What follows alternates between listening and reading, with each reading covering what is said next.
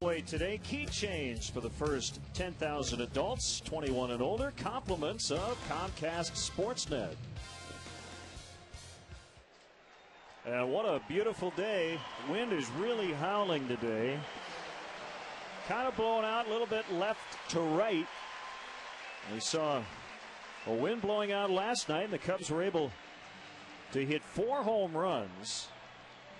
The Reds had 1 from Aaron Harang, and the Cubs took the opener of this series 8-5. So we'll see what transpires here in game 2 as right-hander Kevin Hart takes the mound against this Reds Southwest starting lineup. Dickerson is in right again, Taveras in center, Joey Votto with a 5-game hitting streak at first. Phillips, Encarnacion, Gomes again in left. Jerry Hairston Jr. gets his first start of the series at short. Craig Tatum, his first major league start. He's in for Ryan Hannigan, who was a late scratch because of a stiff neck. And the pitcher Johnny Cueto bats ninth. Let's take a look at the Cubs defensively today. Soriano, Johnson, and Fukudome across the outfield. Aramis Ramirez at third base. Ryan Theriot at short. Mike Fontenot at second. Derek Lee over at first base. You know who's catching, Coy Hill. And he'll be catching pitches from right-hander Kevin Hart. Mentioned in the open of the show, this could be a really good matchup for Kevin Hart. He's had command issues this year in 15 2/3 innings at the major league level. He's walked 15 batters. Last time out against Washington, more of the same. 5 innings, 5 base on balls. But this is a very aggressive swinging Reds ball club. If they chase some of those borderline pitches, he could have a good day. Chuck Merriweather, the home plate umpire today. Diaz, Cooper, and the crew chief Riley around the bases. Well, Matt Holliday certainly announced his presence in the Cardinals lineup with 4 hits in his St. Louis debut after being acquired from the Oakland A's, and they beat the Philadelphia Phillies last night. Mike Hampton hit a home run for the Astros as he bested Johan Santana of the Mets. So the standings remain the same at the top. Milwaukee lost at home to Atlanta. They're 3.5 out. Everybody else at least 7 back.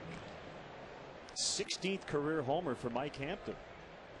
Well, still a long way to go, and the impact of Matt Holliday on that St. Louis Cardinals lineup remains to be seen as we move forward. But what a splash, his first game with his new ball club. Also Julio Lugo with a couple of extra base hits, including a home run in that game. So they're new guys making an immediate impact.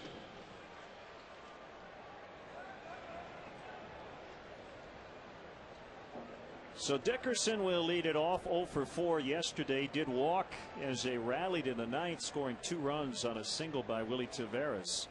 And Joey Votto would take a called third strike from Kevin Gregg to end it. And we are underway. Ball 1 on Dickerson. He'll be followed by Taveras and then Votto.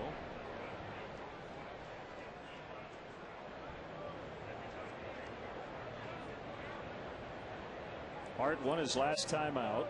3rd career win. First as a starter. This is just his 3rd career start in the major leagues.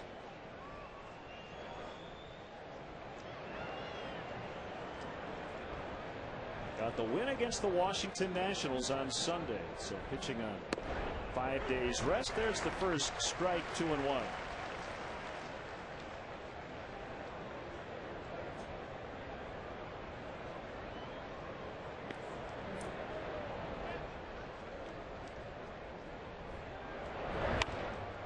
Fly ball out into center. Johnson coming in, and he leaves his feet, but he couldn't make the play. Dickerson trying to get to second. Tag applied. He's out. Well, Johnson trapped it, but he was able to get up with it and fire it to Fontenot in time to get Dickerson for the first out. So it'll be a single for Dickerson, but he's gunned down at second.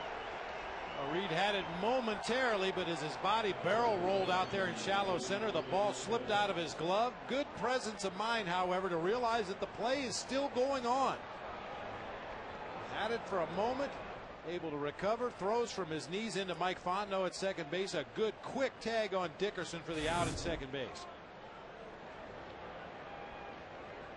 So that'll bring up Willie Taveras with nobody on.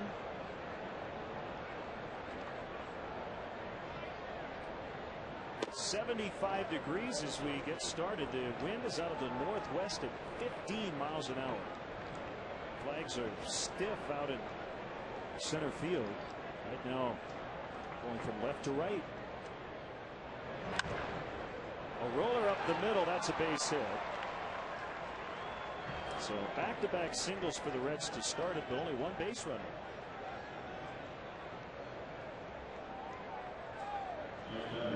Here comes Joey Votto. Just a little ground ball right back up the middle of the field. Good sinker down low. Got the desired result, which is a ground ball. Unfortunately, it finds a hole up the middle of the field.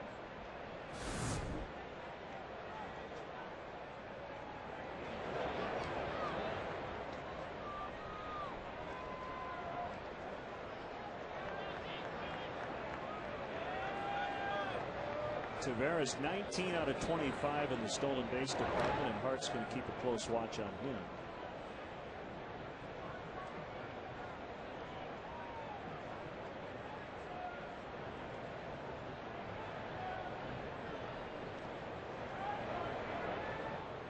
Technically, a northwest wind is a crosswind, and this is the fourth time we've started with this particular direction, either northwest or southeast, and the Cubs are 3-0 in a crosswind. You used the term the game started in a crosswind. That's something that we don't pay a whole lot of attention to, but many times during the course of the game that wind will change drastically, and players down in the field definitely have to be aware which direction the wind is blowing. Keep an eye on those flags. How firm is the wind, and how is that going to affect my defensive play in the outfield?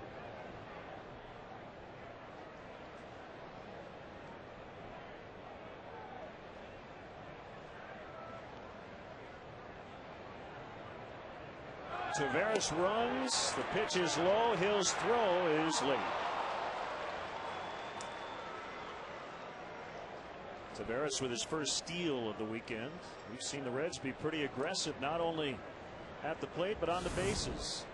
And Kevin Gregg can be extremely slow to the plate at times. He does have a slide step that he'll use on occasion, but when he uses that high leg kick, it's very easy for runners to get big jumps. Kevin Hart, I stand corrected.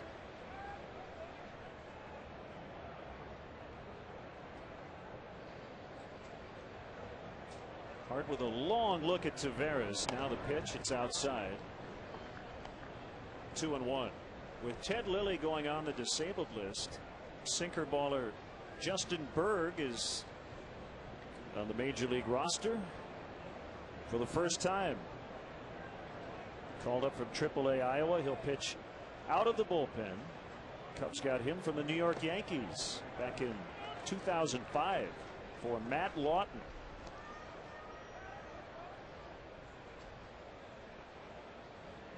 The way the rotation will set up as of right now, Rich Harden will pitch tomorrow in the series finale. There's Justin Berg. He's from Anago, Wisconsin, and went to a Triton Junior College in nearby River Grove, Illinois. Taveras off to third. Safe there. 3-2 on Votto.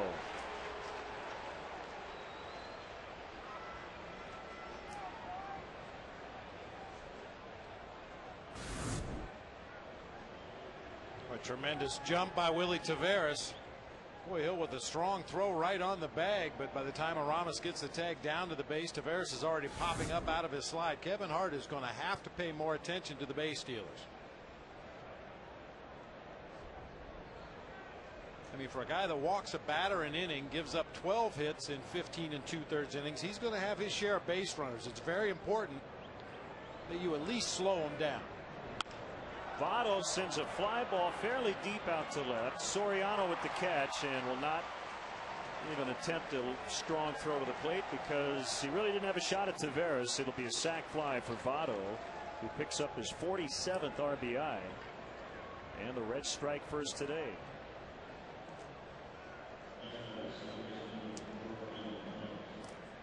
So to get back to the rotation, Harden's supposed to go tomorrow. The Cubs ideally would like him to pitch Monday night, but they may not have that option.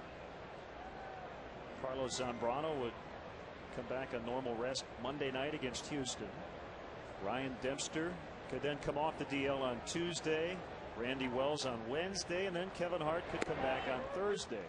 One thing Lou has considered, but some of it depends on what Kevin Hart does today, is having Jeff Samardzija start tomorrow and have Harden go in the night game.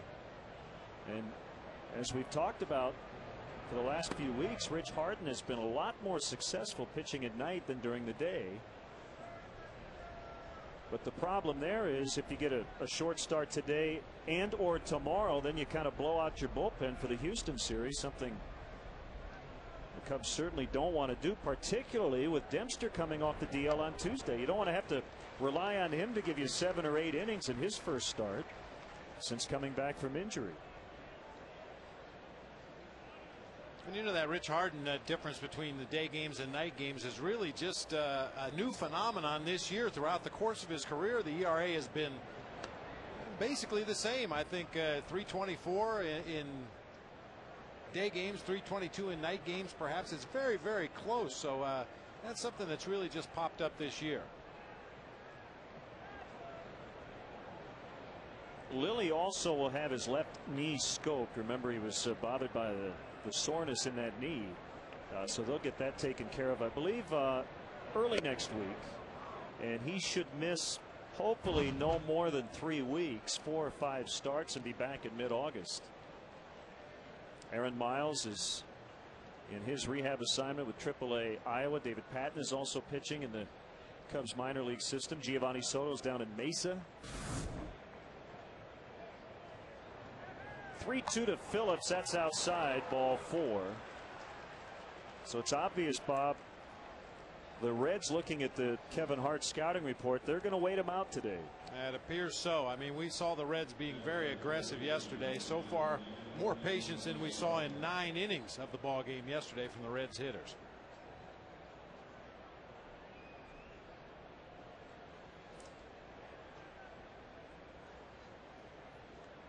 Encarnacion went 1 for 3 with a double and a walk in game 1.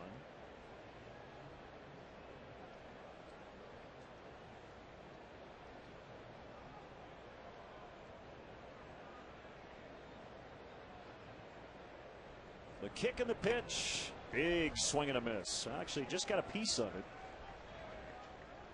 for a foul strike.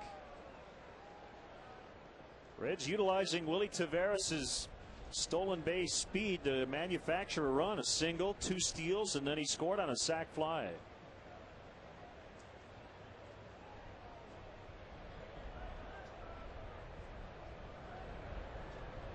Phillips leaning, and Hart will throw over.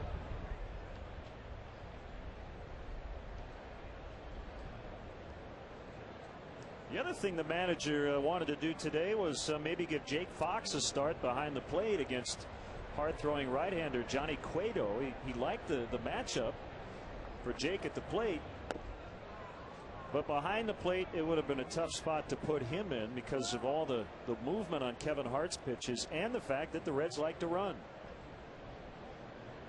In an odd kind of way, it's actually easier to put a catcher who has relatively little experience behind the plate, match him up with a veteran who knows exactly what he wants to do on the mound, and make it a little easier on that catcher that hasn't had the experience. You put a relatively young catcher as far as experience behind the plate with the same thing on the mound, that can be a long afternoon.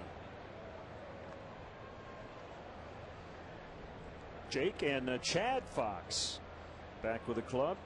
As we saw, Chad is on the disabled list. The 2-1 pitch bounced to third. Ramirez backing up, will throw over to first. And that ends the long inning for Kevin Hart. Gave up 2 hits, 2 steals, a walk, and a run. The Cubs are coming up again.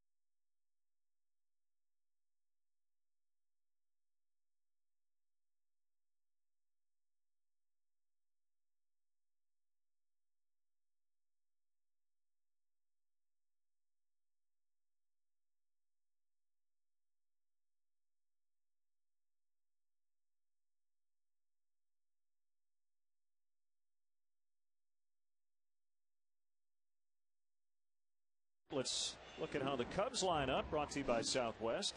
Reed Johnson will get the start in center. Ryan Terrio's been hot as he tries to get back up over 300. Lee Ramirez, Fukudome in the middle. Milton Bradley will be back in the lineup tomorrow against right-hander Micah Owings. Soriano in left. Fontenot, Hill, and Hart 7 through 9.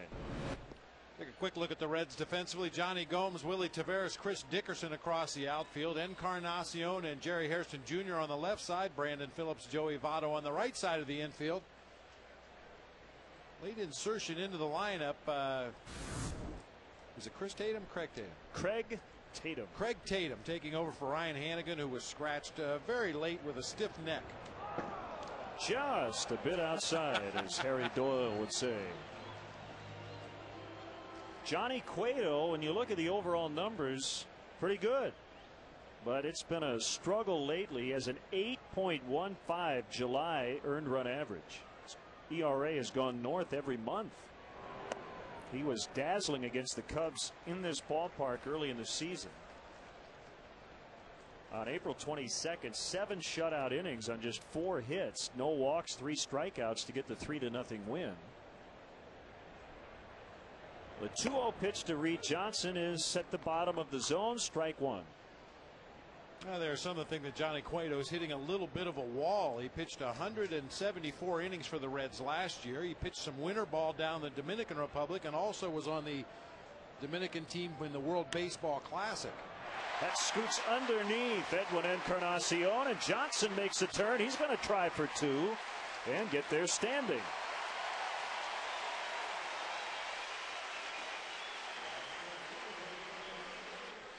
It's a double for Johnson. Fastball down over the heart of the plate. Reed Johnson hits a hard topspin grounder. Encarnacion went down to try to block that ball. It still somehow got underneath his glove. Leadoff double for Reed Johnson.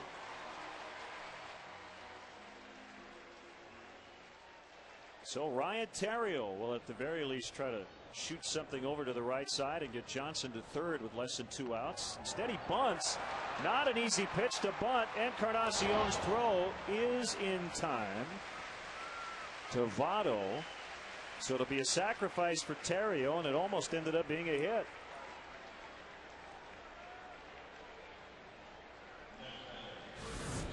Good concentration right there by Ryan Theriot. He wants to bunt that ball to the third base side, and Cueto threw it right at him. Made a quick adjustment, pulled his bat back closer to his body, was able to deaden that ball down the third base line for a perfect sac bunt.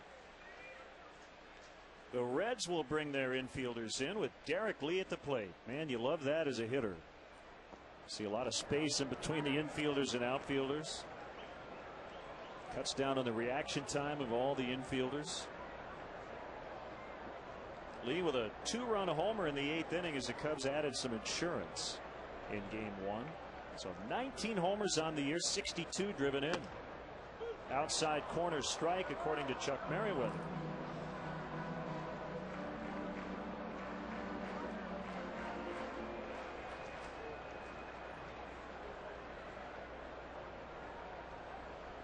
Cueto's only 23 years old, 5'10", 201 pounds. From the Dominican Republic. That's low. 2-1 the count.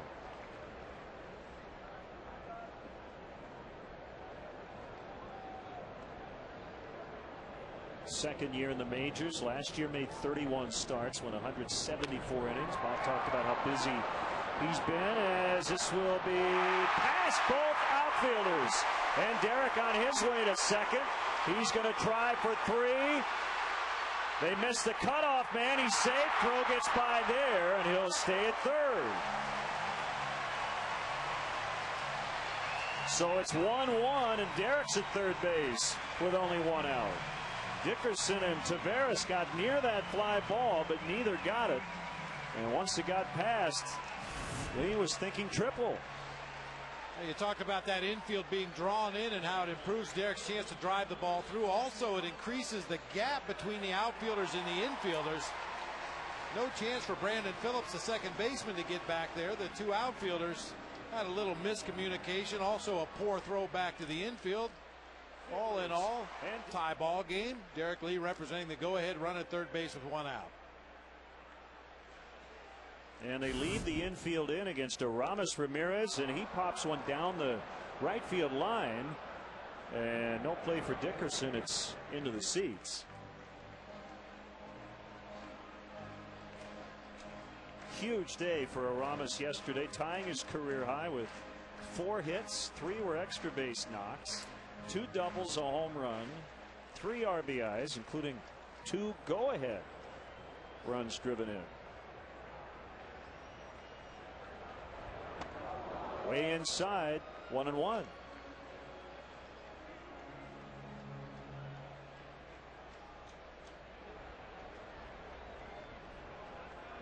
Ramirez going with the sunglasses.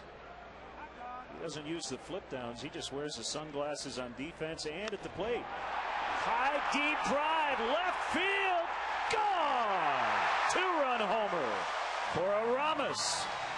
His 7th hit the last 3 games. And just like that, 4 batters and 3 runs.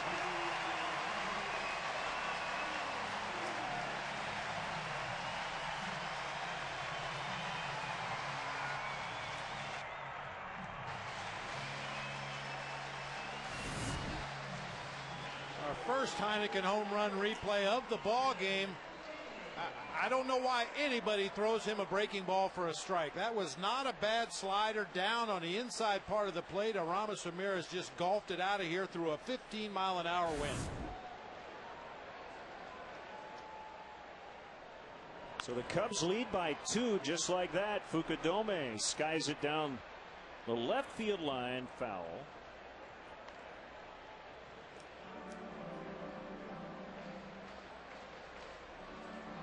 Now the Jaguar high performance of the week, Kosuke Fukudome. He's been doing really well in that leadoff spot. Today's batting 5th with Bradley out of the lineup. Been on base nearly half his at-bats in the last week.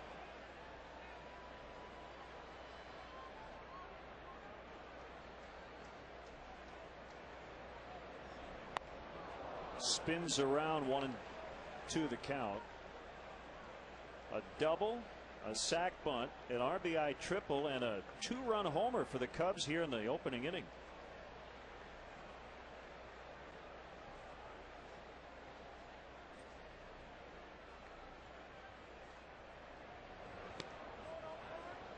Cueto had only allowed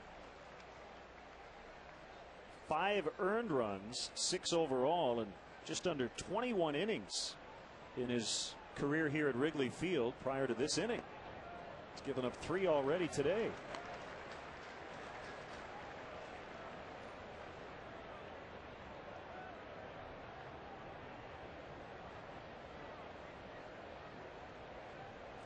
Soriano waiting on deck. The wind and the payoff pitch. Bouncer up the middle. Hairston the throw late. Kosuke beat it out for an infield hit. So the Cubs have batted for the team's cycle. 5 hitters into the game. Single, a double, a triple, a home run. Well, that's the advantage of being a left-handed batter. Kosuke fooled a little bit by that pitch, but he was moving out of the batter's box as he made contact, allowing him to beat the throw to first base. Good hustle by Kosuke. That throw. And still only 1 out. Here's Soriano.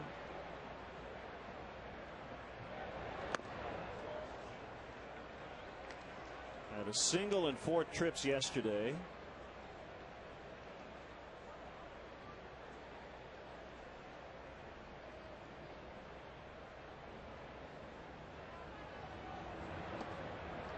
In the dirt, blocked by Tatum.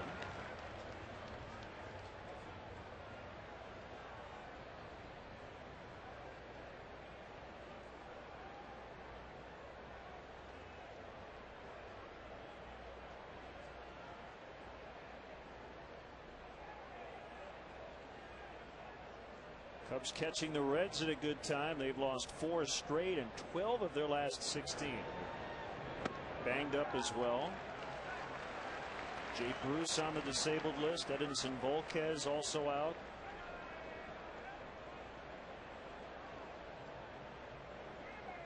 Their catcher Ramon Hernandez just had knee surgery. But the Cubs are banged up too. We talked a lot about it. Knee-high strike, 3-1. Nobody feels sorry for anybody else, I can tell you that.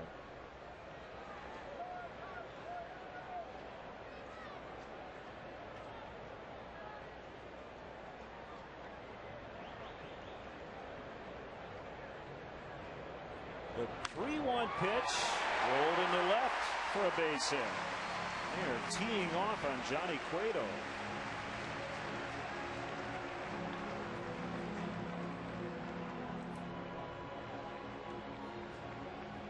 Pitching coach Dick Pohl making his way out to the mound. I tell you, Johnny Cueto right now just has no idea where the ball is going. That doesn't mean he's walking a lot of guys, but he's not hitting his spots. He's missing from one side of the plate to the other. He tries to go down, he leaves the ball up. He tries to go up, he leaves the ball down.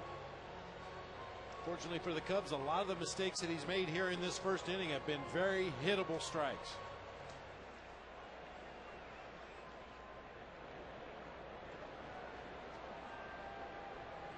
Well, you certainly want to make a guy pay for it while you can, because at some point he may figure it out.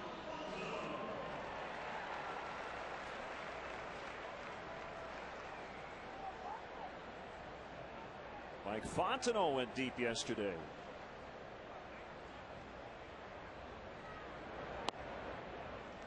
Low for ball 1.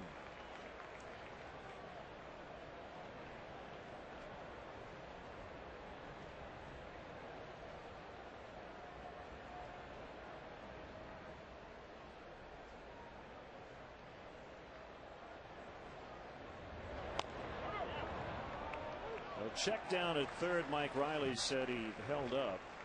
So Cueto has made 25 pitches here in the first inning, and he's only recorded 1 out. And that was a gimme, a sacrifice bunt by Ryan Theriot.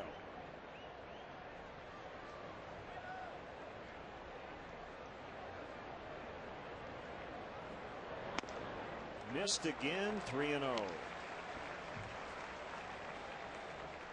You wonder at what point will the Reds think about getting somebody up in their bullpen? They haven't gotten to that juncture yet, but it might be getting close.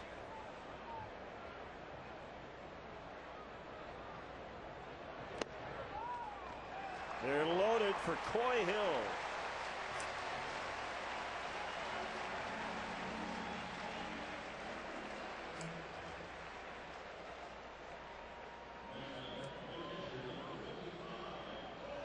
I think if you're Dusty Baker right now, you're going to be thrilled if Cueto can get out of this with only 3 runs allowed. And if you're the Cubs, I think you'd be disappointed with anything less than 4 or 5 right now. You've got the pitcher on deck and still only 1 out.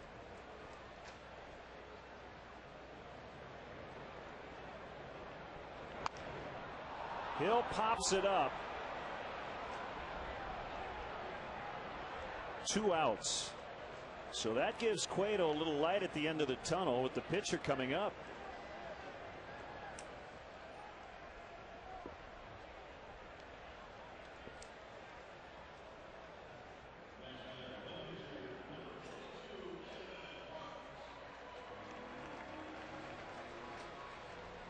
Kevin very limited appearances this year as a hitter, 1 for 4 with an RBI.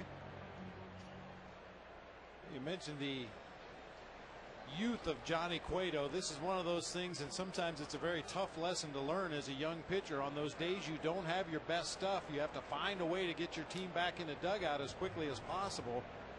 Cueto really seems to be fighting himself out there on the mound, really struggling, overthrowing the ball at times. Yeah, those are the things you learn with experience. The hit and the RBI for Kevin Hart came in his last start on Sunday in D.C.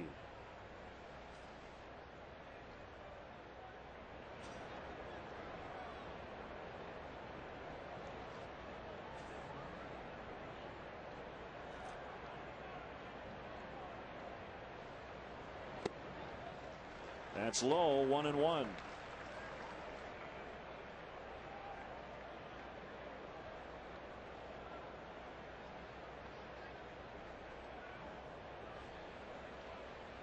Three on with 2 outs. The Cubs have scored 3 runs. RBI triple by Derek Lee, a 2-run homer by Aramis Ramirez. Another good hack by Hart, 1-2.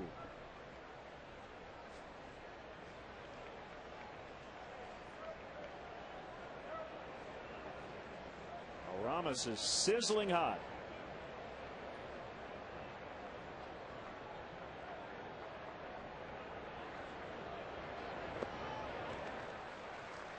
And evens it up at 2 apiece. Cubs are 2-2 against the Reds at home, 4-3 overall here in 2009.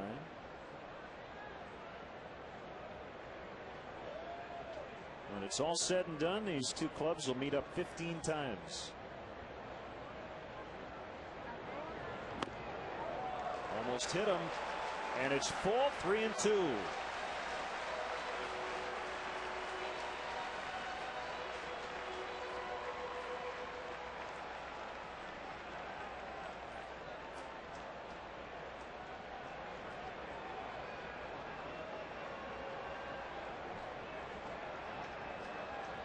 The runners all go. Swing and a miss. He struck him out.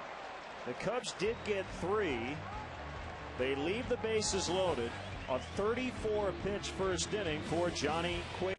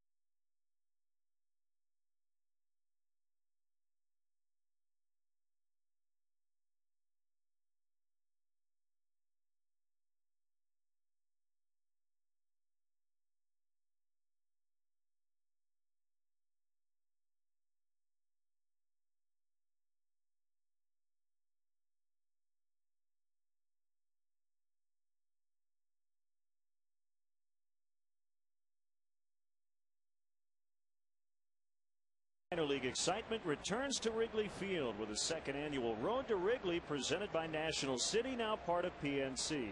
Don't miss the action as the Iowa Cubs take on the Las Vegas 51s here at Wrigley Field. Kids 14 and under will get a chance to run the bases after the game. Order your tickets today at Cubs.com.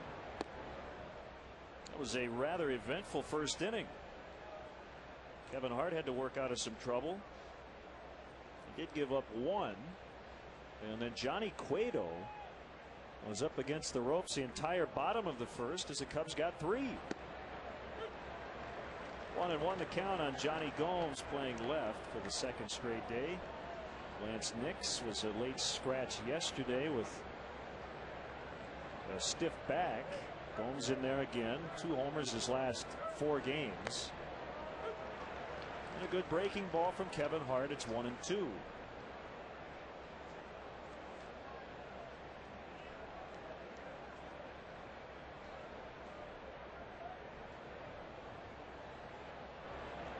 righty coming back. We're going to check it first, and Laz Diaz said Gomes held up.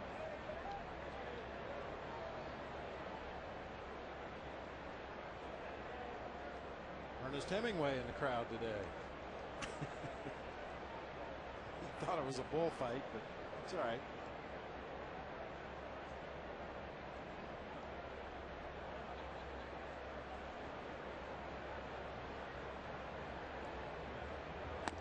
Big swing and a miss on a 96-mile-an-hour fastball from Kevin Hart, and that's his first strikeout. That's the kind of at bat Kevin Hart needs from these Reds hitters. Get him to chase some pitches out of the strike zone. Gomes a little overly aggressive. Chases a letter high fastball out of the strike zone away.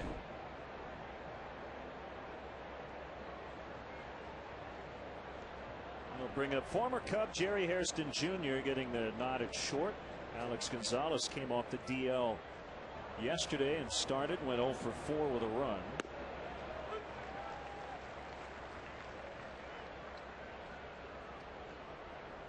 I want to send out happy birthday wishes to Virginia Pressey. Huge Cubs fan, watching at home with friends and family. Virginia's son Gary plays the organ here at Wrigley Field. He's the best in the business. And he always hides behind that post.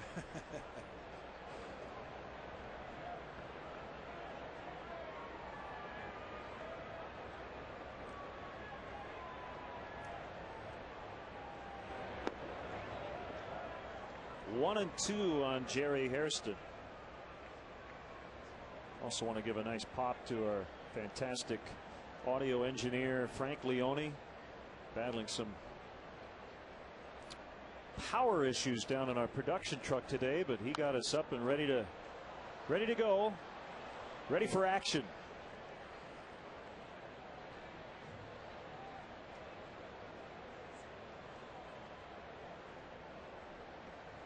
As we bring you not only the sights but the sounds of Wrigley Field.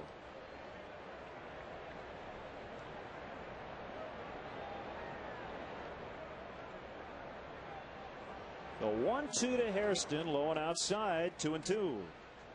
And there's a lot to look at here at Wrigley Field today. Beautiful sunshine above, big fluffy white clouds, full house. Field's in great shape after the concerts they had here at Wrigley Field while we were on the road trip. Just an absolutely ideal day for baseball. We want to welcome again all the service women and servicemen watching around the world on the Armed Forces Network. This battle continues, and now it's over as Hairston strikes out. So Hart has fanned the first two batters here in the second, as he tries to shut him down after his offense gave him a 3-1 lead. Well, we talk about that big shutdown inning all the time, Len. After your team puts some runs on the board, gets you back in the game, it's so important that you go back out there and keep the momentum on your side of the field. Now the catcher, Craig Tatum, rookie, made his major league debut the other night in LA, getting his first start today. And for Hannigan, and he fouls out to Fukudome. Hannigan had 3 hits yesterday, so they're going to miss him in their lineup today. They go down 1-2-3.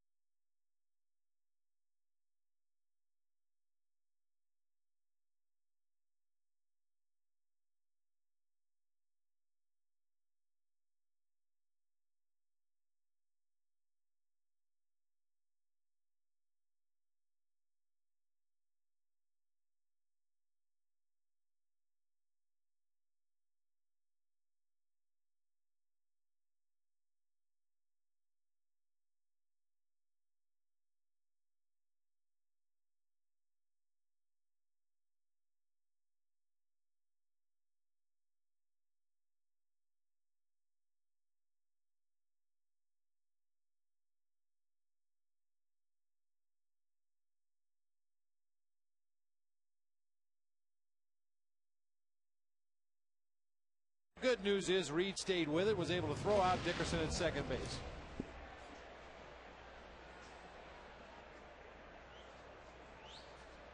Hey, great to see the senior advisor to President Obama, David Axelrod, a huge Cub fan, in attendance today.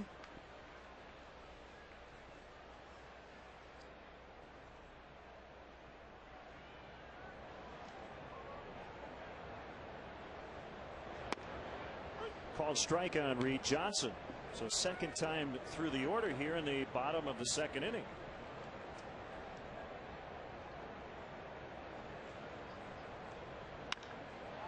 Johnson deep into center. Willie Taveras with a quick look back. Whoa. Makes the catch, pulls it out of the vines, and may have tweaked his ankle. Well, Reed Johnson's done that to a few batters, so I'm sure he's not happy about it, but at least can appreciate the effort by Willie Taveras on an excellent catch. Well, I'm surprised how far that ball carried. We mentioned that 15-mile-an-hour crosswind blowing from left to right, but that ball goes all the way to the vines in straightaway center field. Taveras with a couple of late second adjustments there, feeling for those vines, able to climb up and make the catch.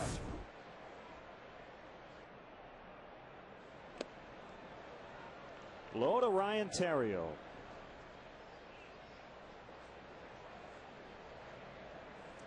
Yeah, this is a kind of inning for Dusty Baker and Dick Pole to try to figure out if Cueto's going to get it together, or if it's going to be one of those days. And even though he got Johnson out, it was a deep fly all the way to the wall in center. Now he's 2-0 on Theriot. Make it 2-1.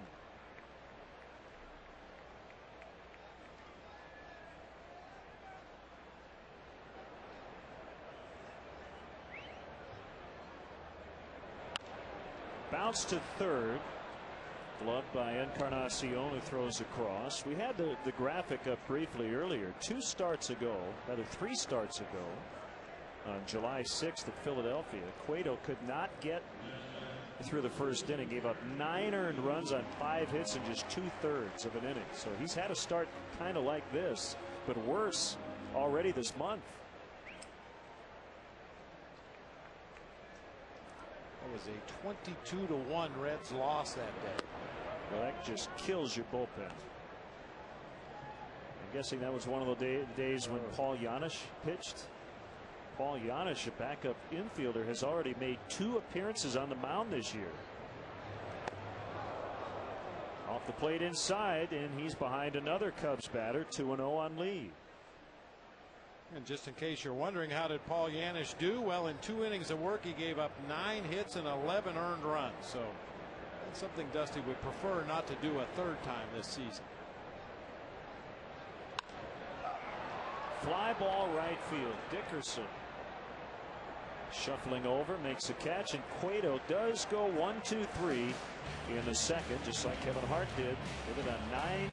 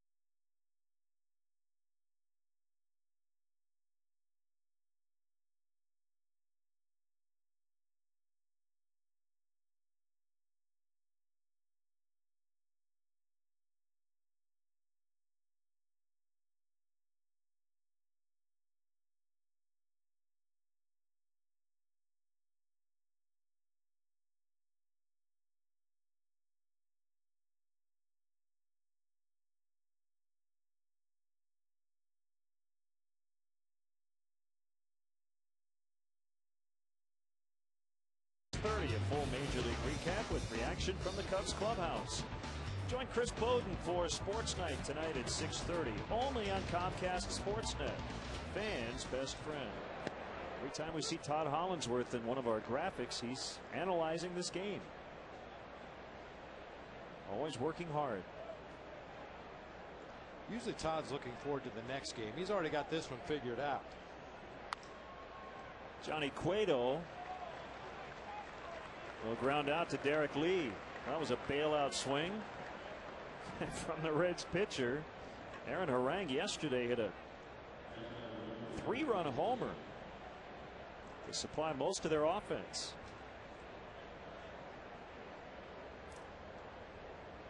Never a bad day for Cotton Candy. We have to head back out and get another bag. They almost finished that one already. We're only in the 3rd inning. Wash it down with a nice sugary soda.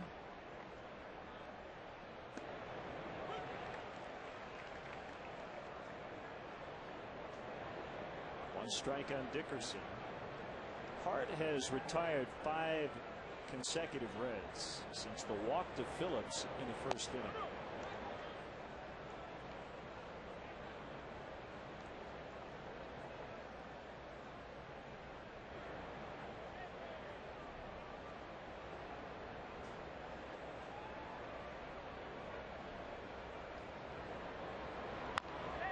Little dribbler toward Ramirez is going to have to barehand.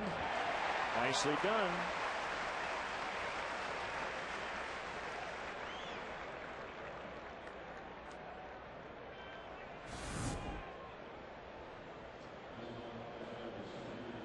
It's about as good as you can do it right there for Aramis Ramirez. Initially, I thought he might have had time to glove that ball, but with the speedy Dickerson running down the first baseline, Aramis made the right decision, barehanded it, and made a strong throw to D. Lee for the out. We got a good look on that replay. Kept his head down and his eyes on that ball as he looked it into the bare hand before the throw. Many times when guys whiff on that play, they're already looking at where they need to throw it.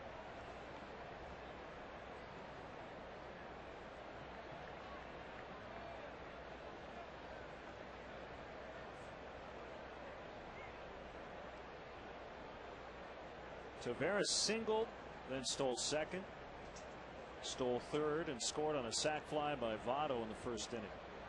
That's the Reds' only run to this point. You don't let any defensive play is really 2 plays. Number 1, catch the ball. Number 2, make a strong throw. And you can see Aramis Ramirez had his head right down there, tracked the ball all the way into his bare hand. The good ones make it seem seamless, like it's just one continuous easy play, but actually it's 2 different things. You catch it first and then you throw it.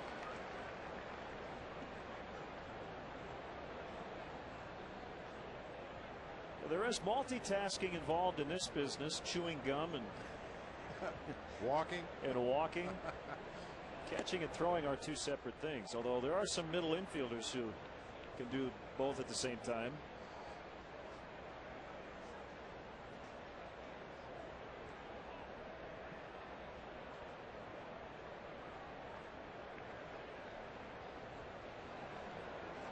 (3-1) on Taveras. Obviously, Hart does not want to walk him. There are 2 outs in the inning, and Votto's on deck.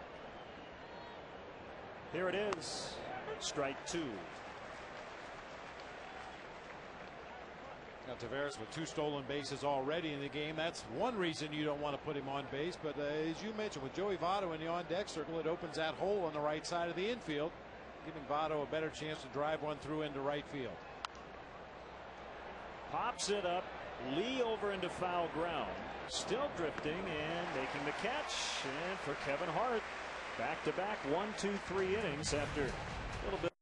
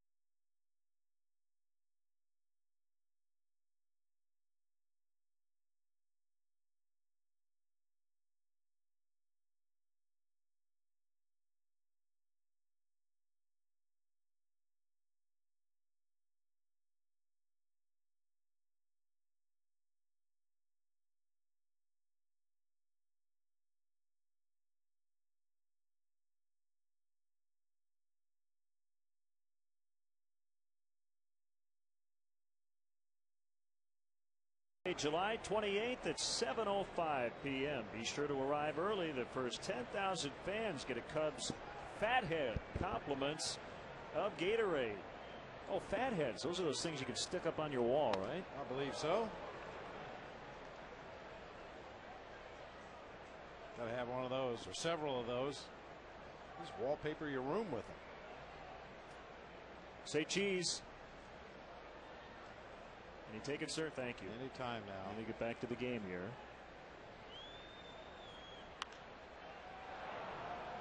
Off of first, it's Votto, but Phillips dropped it in foul territory. Tried to make the basket catch behind Votto and couldn't pull it in. No play, no error on Phillips.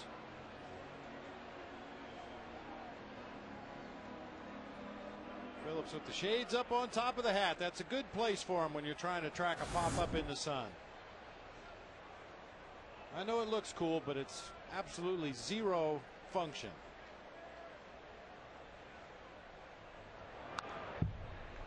Fouled back. Ramirez with a 2-run shot in the first inning to give the Cubs a lead for the 3rd time in this series. So when Aramis has come up there in big spots, he has come through so far on this homestand.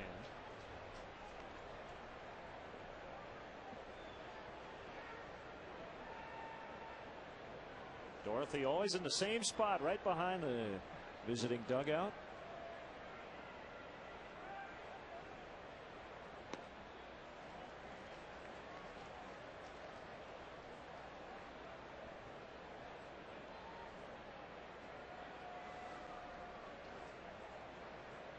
She keeps it clean, right? When very she much heckles the opposing players. At least here at the ballpark she does. But yeah, every team in the National League is very familiar with Dorothy. As you mentioned, same seat every ball game, right behind the stairs as the players come back to that first base dugout. And she'll give it to them a little bit, but it's all very good natured. They usually give it right back to her. Always wearing her Cubs visor.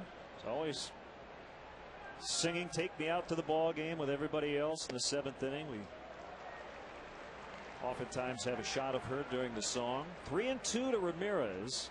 He's worked it full after an 0-2 start. Fukudome's on deck.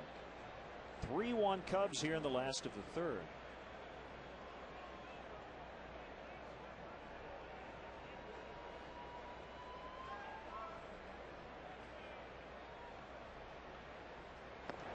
Low and inside, he walked him. That's a leadoff walk. Second free pass issued by Cueto, and here's Fukudome.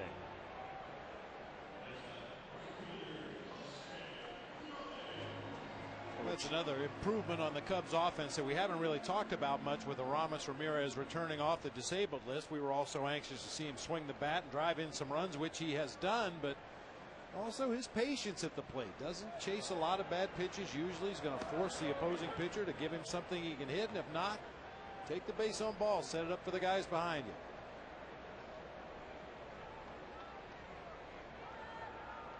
One strike on Fukudome.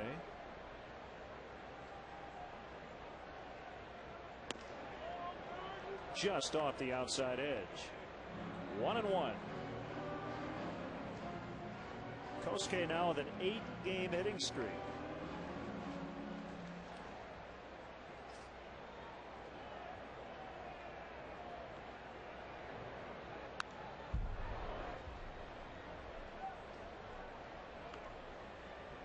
I believe this is a last game. It will be attended by his mentor and hitting coach back in Japan, Kyosuke Sasaki, who is scheduled to fly home tomorrow.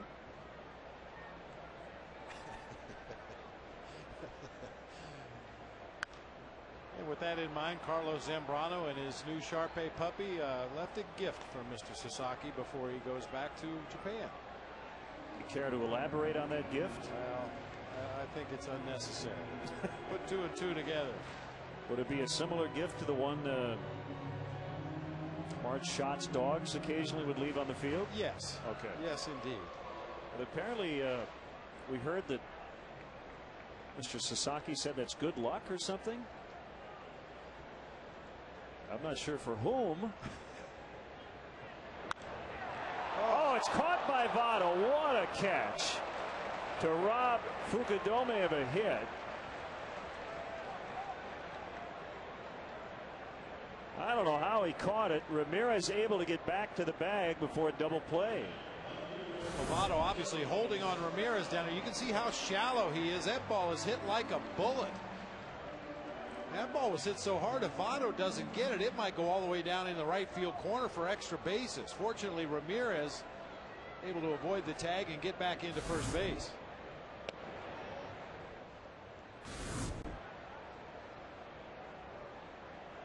You need a high-speed shutter cam to get a shot of that catch. Great reactions by Joey Votto. 1-0 on Soriano. Kicking the pitch. Votto comes over. No play. Hits the edge of the top of the dugout. Thought Dorothy was going to have a shot at that one, maybe. She wasn't even paying attention. Come on, Dorothy. Eyes on the field.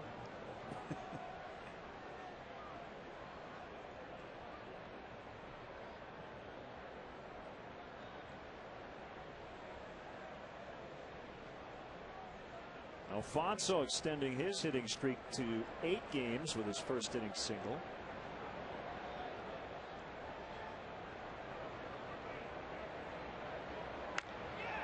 Base hit left field. He's 2 for 2. Ramirez will stop at second. That'll bring up Mike Fontenot.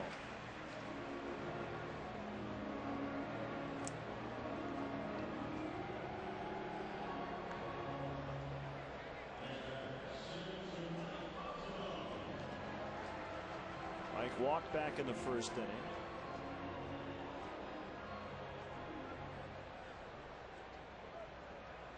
You see that says "Go Iron Pigs." I mentioned the Iron Pigs the other day. The AAA affiliate of the Philadelphia Phillies, right? Yeah.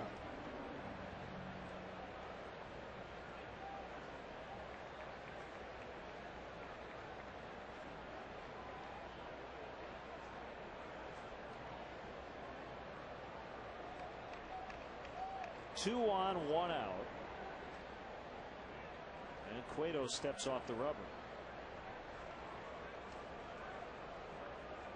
Rich Harden and Micah Owings will go tomorrow in the series finale. Cubs hoping it'll be for the sweep as they try to win the first 2. Ahead 3-1. All the runs so far in the first inning.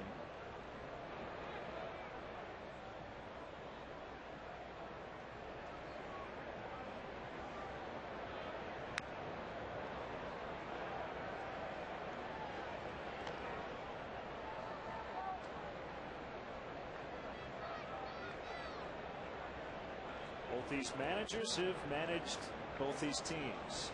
Dusty, former Cubs manager, and Lou Piniella, the erstwhile Reds skipper, won a World Series in 1990.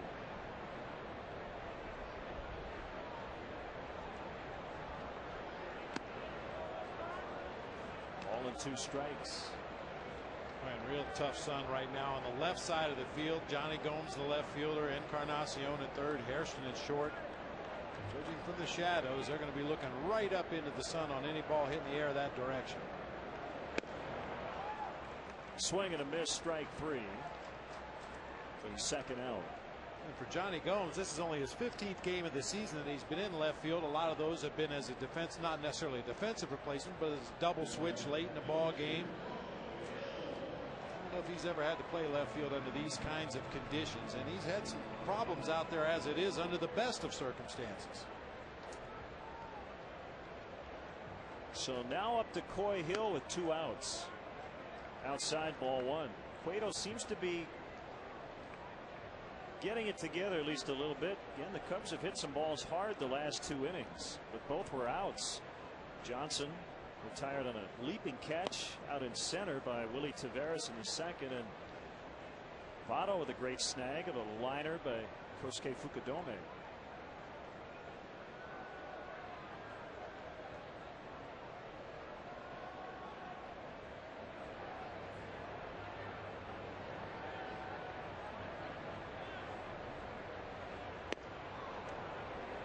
2-1.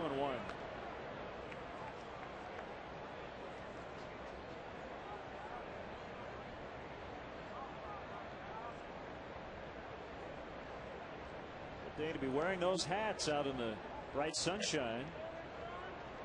3-1 to Hill. Kevin Hart next if Hill gets on.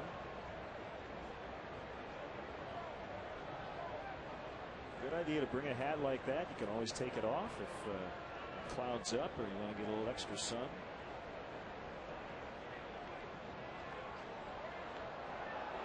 And Ramirez able to get back in time at second. Hairston sneaking in behind him.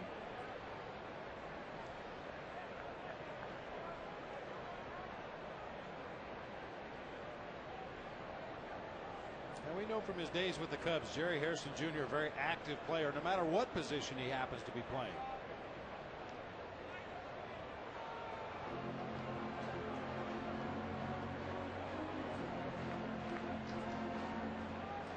Played a lot of short with Alex Gonzalez on the DL.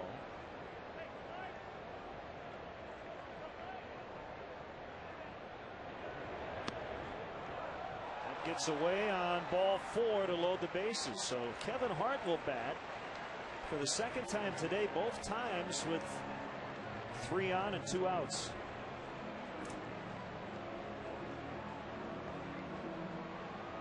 Well, and you know what a big fan I am of how the lineup rolls over as opposed to the Reds.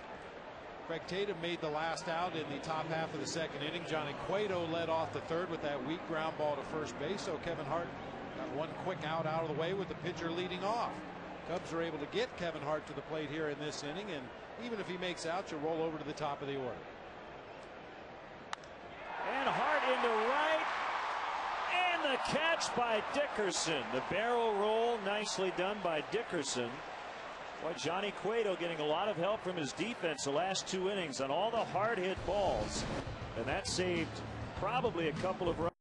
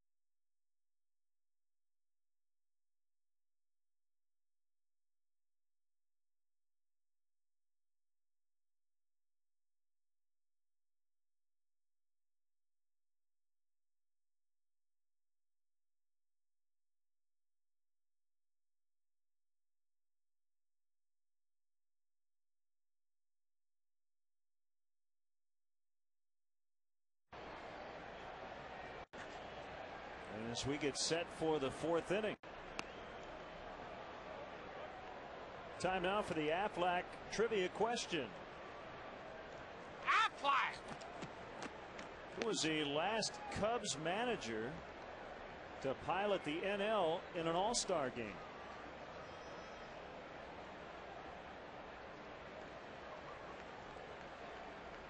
Gotta go back to the World Series appearance, right? Yep. Answer coming up.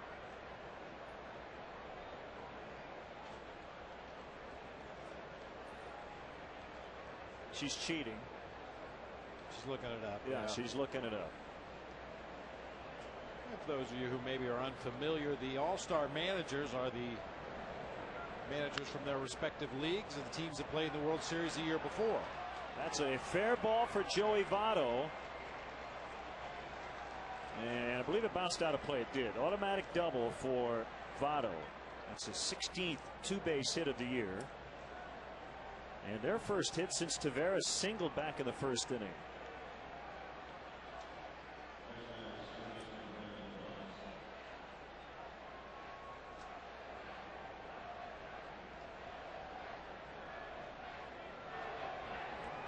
So if the answer is after the Cubs won the World Series, Charlie Grimm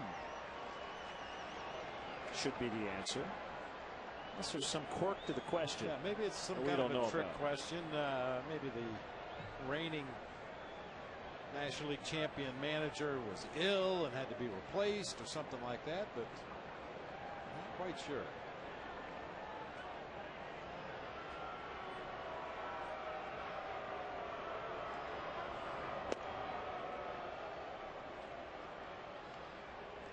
Actually, now that I see the answer, it is a trick question. Okay.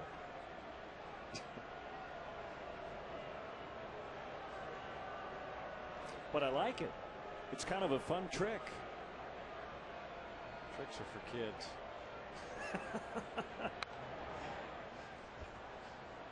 And actually, you don't have to go back that far. For instance, did you watch the All-Star game the year after you managed in it? I probably did, yeah. Well, then you should know the answer. I should know the answer, and I got it wrong.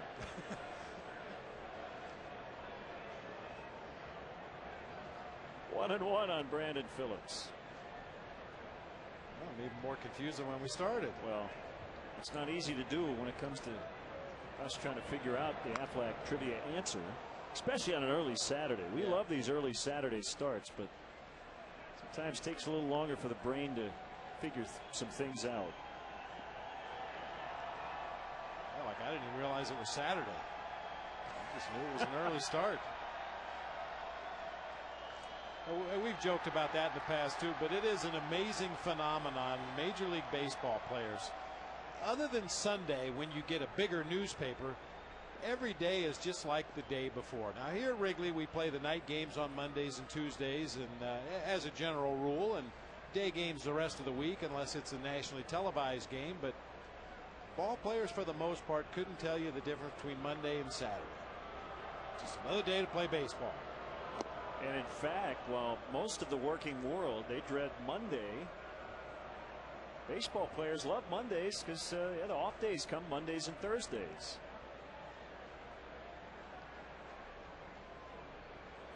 Get that Sunday night anxiety going, oh man, got to go back to work. Well, for a lot of baseball teams, Sunday night's their off night. Phillips hits it hard the other way, but out of play. Still 2-2 on the Reds cleanup man, Brandon Phillips.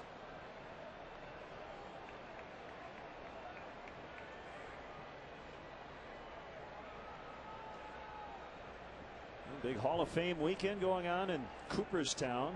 Induction ceremony will be tomorrow. Jim Rice, Ricky Henderson will be inducted along with Joe Gordon, who goes in posthumously.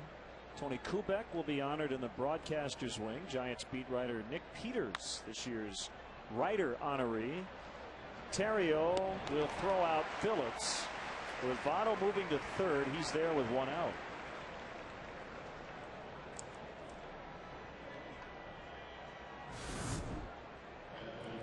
Chopper back up the middle of the field. Terrio was playing extremely deep for Brandon Phillips and was able to cut across in front of the bag at second and throw on for the out as Votto advances to third base. Cornermen are in against Encarnacion back up the middle. That's because the Cubs are leading by 2, so they want to avoid the big inning. Low for ball 1. And big is something you will see from Edwin Encarnacion. He kind of a streaky hitter. You'll see him at times with a very short, quick approach to the ball, hits line drives all over the field, and other times You'll see a big, long, loopy swing, and that's what we've seen from Encarnacion so far in this series. Barehanded play by Kevin Hart. He gets the out, keeps Votto at third. Kids, don't try that at home. What a play by Kevin Hart. Wow. Just an instinctive reaction by the right-handed pitcher out there on the mound. Thought it was going to be too hard to reach across with the glove hand. Might not have been able to get to that ball. Votto scores. Instead, he just sticks that big right paw up there, knocks it down, checks on Votto at third, and throws on for the easy out at first base. So a chance to get out of it here. 2 outs as he faces Johnny Gomes.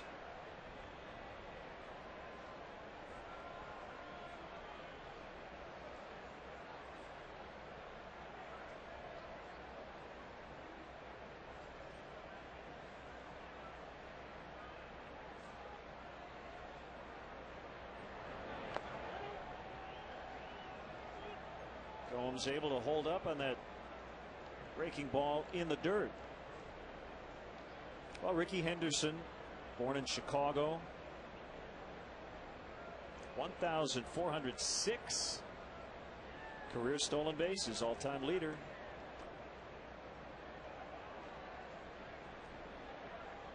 And an obvious first ballot Hall of Famer.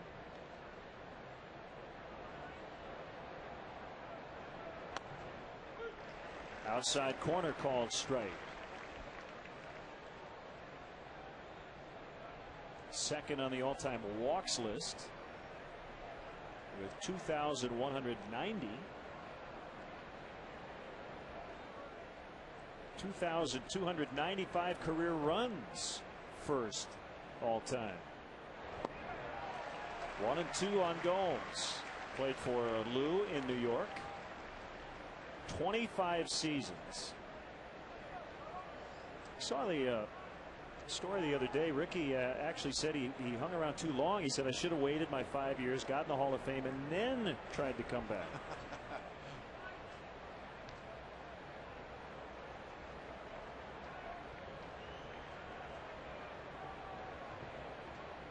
He's only 50. Maybe he could do it. He played into his mid-40s.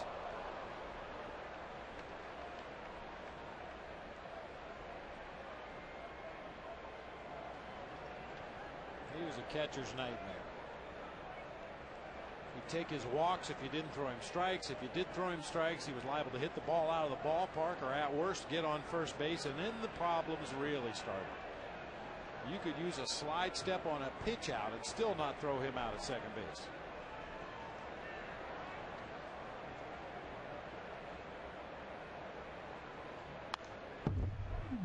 He had a rather healthy ego, but as he talked the talk, he generally walked the walk.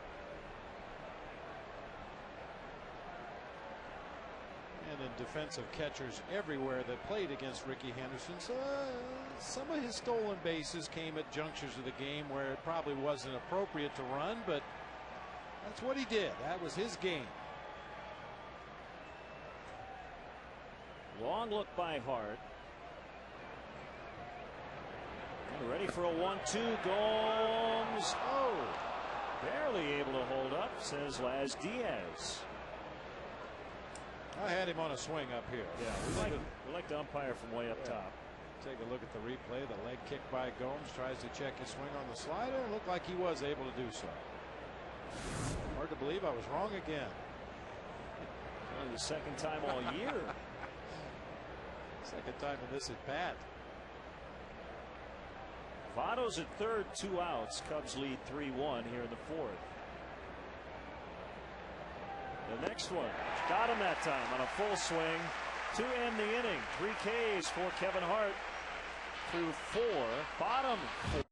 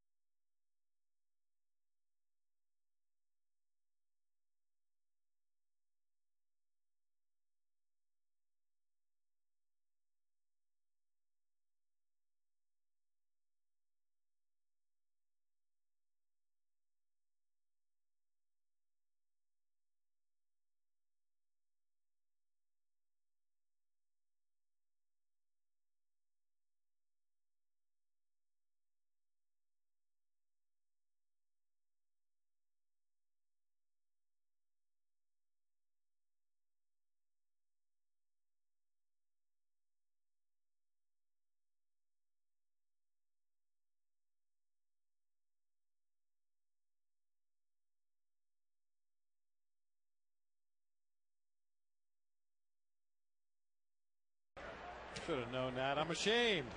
I am too.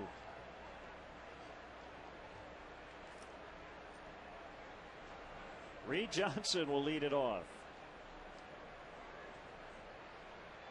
Going back to Charlie Grimm. Yep, just caught his jersey. That's a cheapie, but you'll take it. Put the leadoff man on. Reed Johnson at first base, with Ryan Theriot ready to dig in. It was a backup breaking ball that stayed inside and just nipped the jersey of Reed Johnson. You don't mind taking that one. Reed's had a lot of them where he walked down that first baseline with a bruise, but that one didn't even wrinkle his jersey.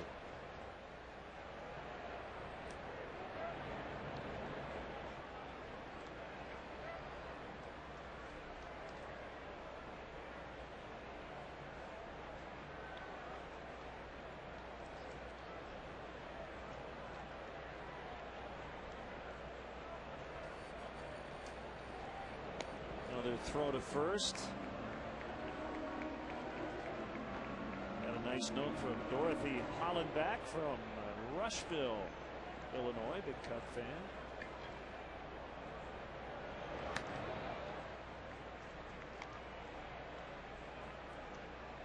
Got an email from Dennis Fitzpatrick from Scottsdale, Arizona, asking if switch hitters at the major league level generally use the same bat from both sides of the plate. We'll have to ask Milton Bradley. Theriot pops it up. Hairston battling the sun, making the play. Coy Hill, also a switch hitter. Andres Blanco, for the most part, switch hits. Big Z. Time for the Cabot Woodstain's legendary performance. On this date 13 years ago, Bruce Ruffin of the Colorado Rockies became the 25th pitcher in history to strike out 4 in an inning. Came against the Cubs. How do you do that? Well, there was a wild pitch on a third strike. That one's clubbed to center, but right at Willie Taveras. So Lee makes a loud out. 2 away. I suppose theoretically, you could strike out 10 in an inning.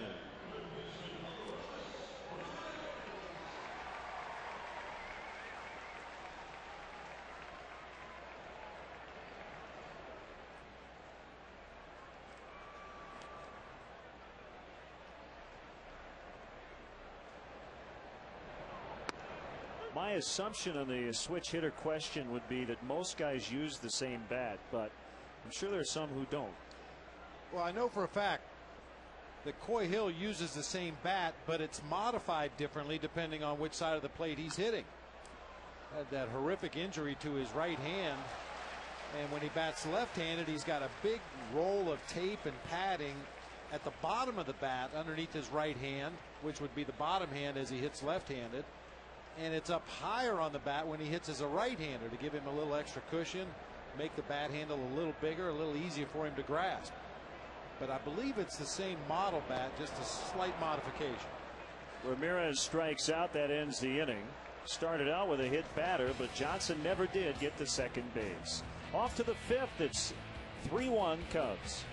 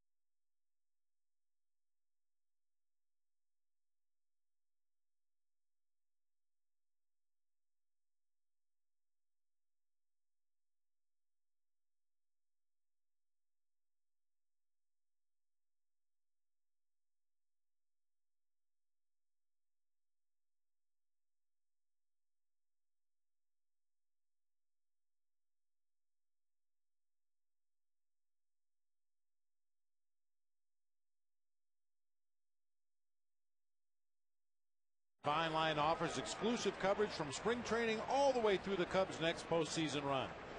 Visit the Fine Line blog at Cubs.com and order today. It'll be the bottom third of the Reds' order to face Kevin Hart here.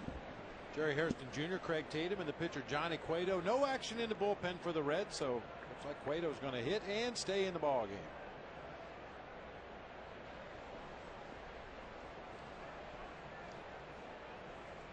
Hairston leading it off, bottom three for the Reds.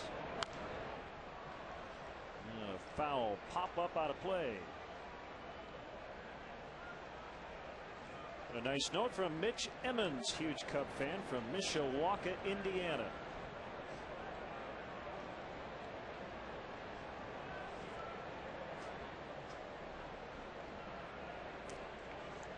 Hart has the sign from Hill. Here it comes on an 0-1, and that shot past Ramirez. Base hit for Hairston, bringing up Craig Tatum, who had an interesting major league debut. Caught a couple of innings the other night in Los Angeles. Had an embarrassing moment. He fired the ball to third on what he thought was strike three.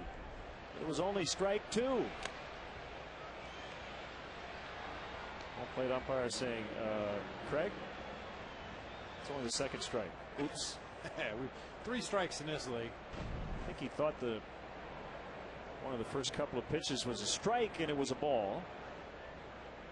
You live and you learn. You have a good attitude about it. If that's the most embarrassing thing he does, he's going to do all right. I'm sure you've done that before. Oh, yeah. I came out of the chute one time on what I thought was a strike 3, went to throw it around the horn down to third base and actually hit the batter in the jaw and knocked him out cold. That was in a high school game. I couldn't figure out why he didn't get out of the way. Because it was strike 2. Yeah, he deserved it. Swing and a miss. Did you apologize? Well, yeah, once he woke up, yeah. Was it the same day that he woke up? Yeah, just moments later. Yeah, it knocked him a little woozy. His coach came out from the other dugout and was holding up some fingers. He said, "How many fingers am I holding up?" And the kid said 13. I knew he was okay then.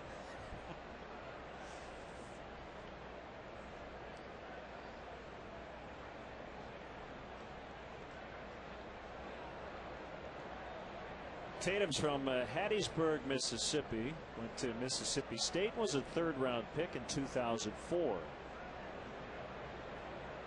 Another throw to first. And his Hart keeps an eye on Hairston. We've seen Kevin throw over there a lot with runners on because the Reds have shown a propensity to be very aggressive. Taveras with 2 steals in the first inning. It led to the first run of the game.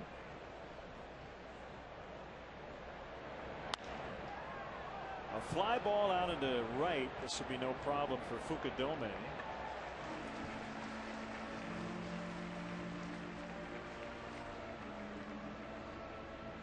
And that'll bring up the pitcher Cueto.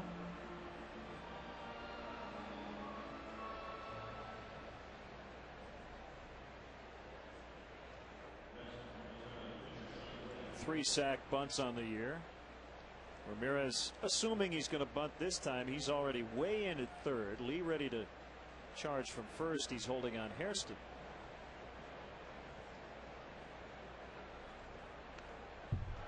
Bunts it foul.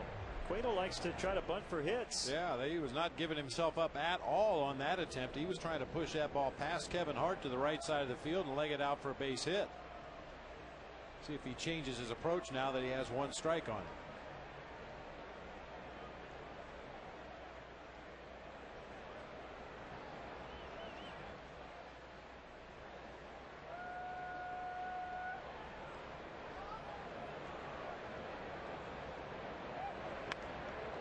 Another foul bunt. Yeah, that time, however, squared around way early. Yeah, take 1 shot at bunting for a base hit if your manager has enough confidence in you to give that an attempt, and then give yourself up the rest of the at bat. The Cubs are trying to close in on what would be their 29th home win against just 18 losses. One of 3 teams in the National League with A winning percentage 600 or better at home. Gets this one down. It's fair, and Ramirez will toss to Fontenot covering first.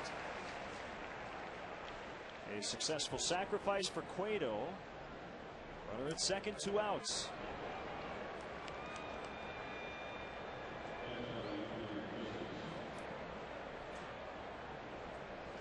Funny, isn't it, how sometimes you see guys with 2 strikes lay down much better bunt than they did earlier in the at bat because they don't have a choice. Well, not if they want to go back to their own dugout. Yeah, especially a pitcher. I mean, you know, we have a little fun with the hitting abilities or lack of hitting abilities of some of the pitchers around the National League, but one thing that they should be able to do is get down to sacrifice bunts, especially those starting pitchers.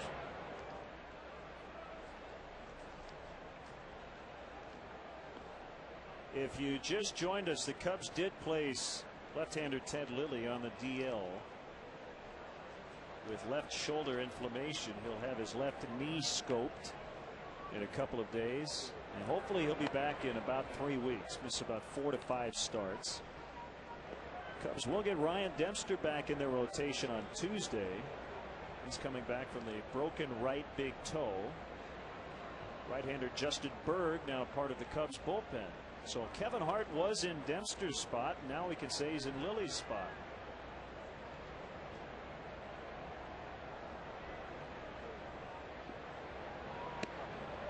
Hill throwing behind Hairston, who saw it all the way.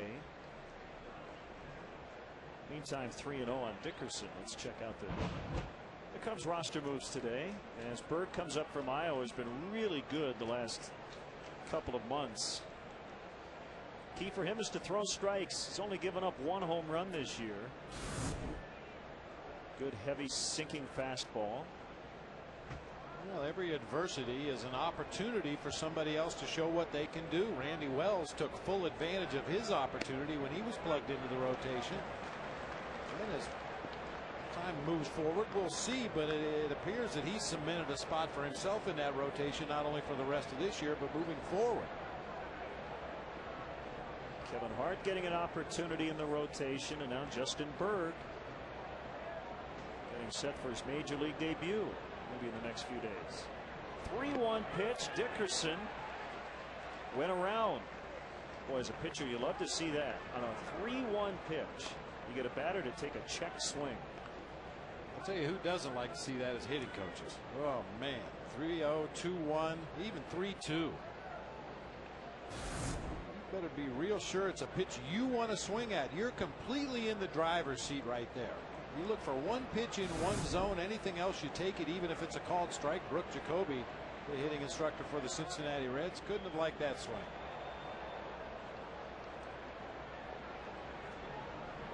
Hart had Hairston fooled on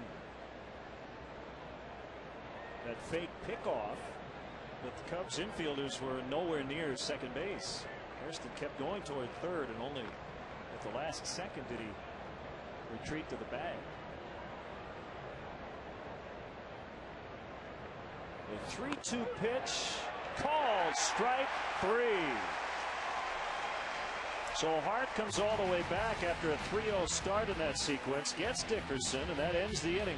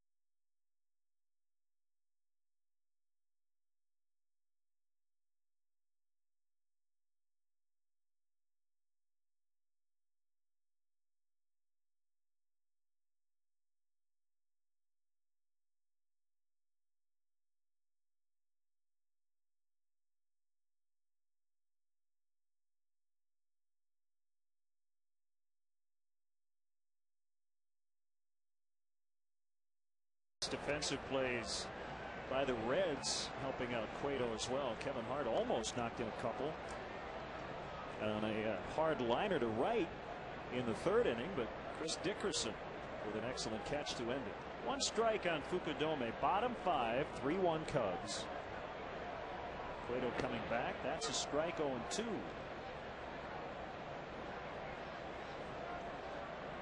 Checking out the Cubs minor league report. Sam Fuld with his second home run for Iowa. They lost last night at Albuquerque 16-8 was the final score. Jason DuBois with his 11th home run. Logan Watkins, the second baseman with Single-A Boise, had his 15-game hitting streak come to an end, but hit .460 during that streak. Jose Valdez also with the Hawks with an 8-gamer. And DJ LeMahieu, Cubs second-round pick, made his pro debut with the Mesa Cubs. Went 2 for 4 with a triple, 2 runs, and an RBI. Down to the Heat of Arizona. 3-2 on Kosuke with Soriano on deck. Then Mike Fontenot for the Cubs. Josh Vitter starting to pick it up after his promotion from low A Peoria to high A Daytona. Had his second consecutive multi-hit game. Hit safely in 5 of his last 6.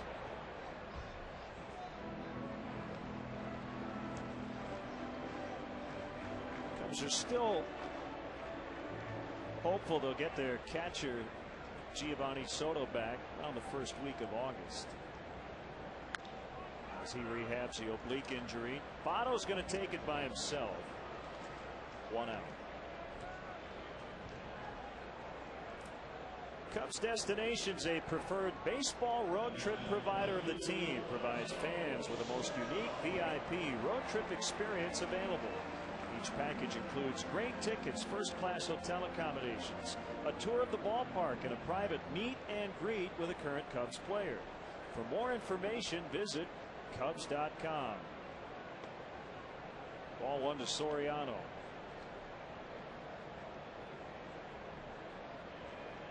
Other early action today. Yankees 1, A's nothing. They're in the 7th inning in the Bronx. Andy Pettitte with 6 shutout innings, 7 strikeouts, no walks. Gio Gonzalez has pitched well for Oakland, 6 innings, 1 run. Soriano deep to left, and this baby will go. A home run. His 17th of the year, and he's 3 for 3.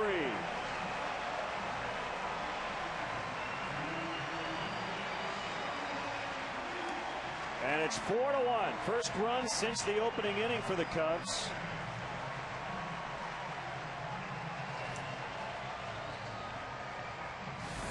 Boy, is that good to see our Heineken home run replay.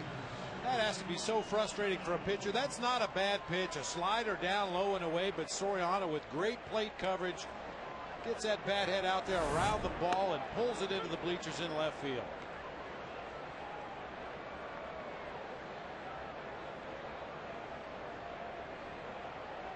17 on the year for Soriano. Fontenot hits it foul. 6 homers in this series for the Cubs. Really good to see Fonzie today. Everything he hit has been hard. 2 line drives into left field and now a home run into the bleachers in left. Even though he's been getting his hits lately, he hasn't really been squaring the ball up regularly. That's not the case today. He's hit the ball hard 3 times.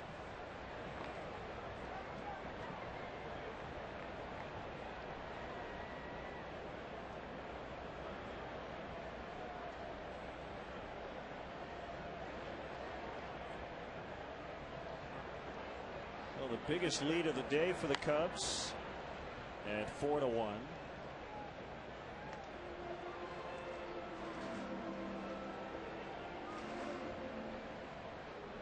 Blue Jays are pounding the Rays up in Toronto 8-0. They got a pair of runs in the first, the second, the third, and the fourth. Knocked out left-hander David Price early, 6 runs in 3 innings. Gomes retiring. Fontenot, 2 gone.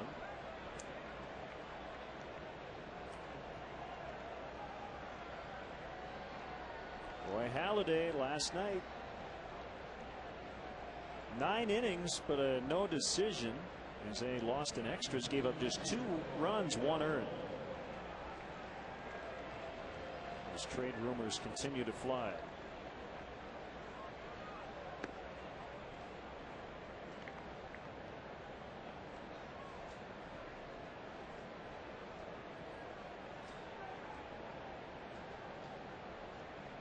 A wind in the 1-0 to Hill, catches the inside corner. 92 on the fastball from Cueto.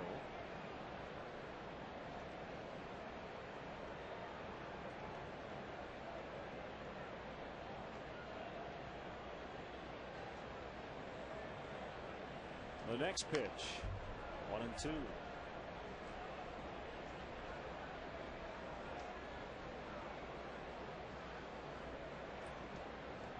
Tommy Hanson, Giovanni Gallardo tonight in Milwaukee. That's a dandy. Hanson's 5-0. Gallardo 8-7, but a 3.28 earned run average. Hill went too far. That's a strikeout. Soriano with a 1-out homer. And the Cubs now lead the Reds 4-1 after 5.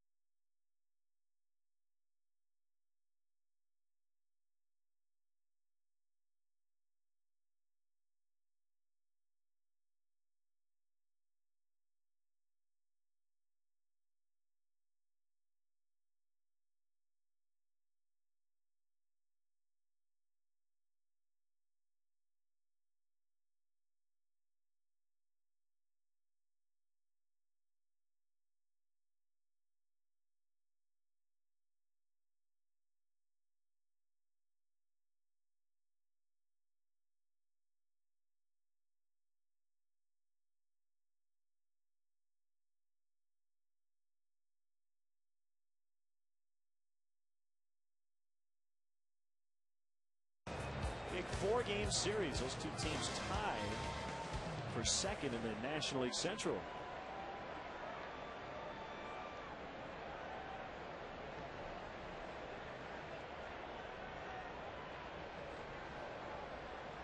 Two, 3, and 4 for the Reds against Kevin Hart. His performance so far might be giving Lou and Larry an idea to maybe think about Jeff Samardzija tomorrow and have Rich Harden go Monday, as Guzman just starting to get loose in the Cubs bullpen.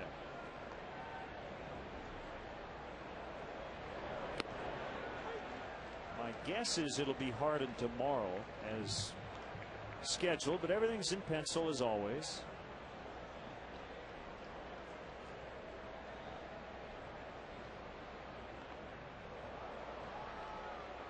Kicked away from Coy Hill, and fortunately it wasn't strike 3. If it had been strike 3, Taveras would be at first base.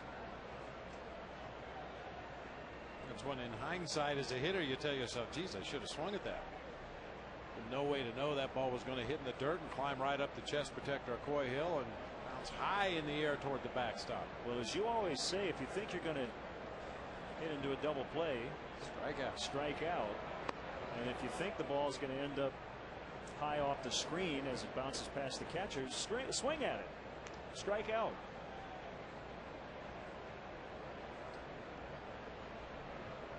If only the game were that easy. Yeah. It's always easier after the fact. And it's easier from up here. Game slows down quite a bit. Long run, Fontenot. He has it.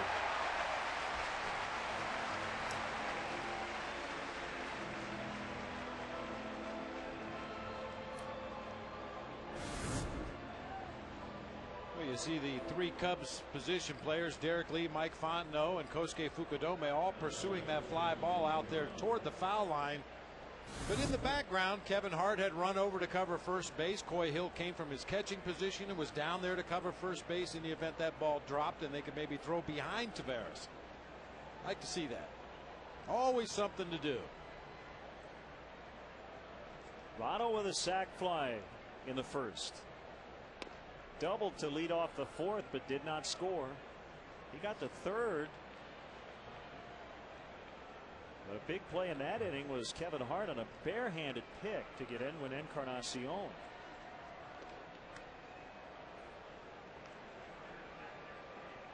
Two balls, no strikes.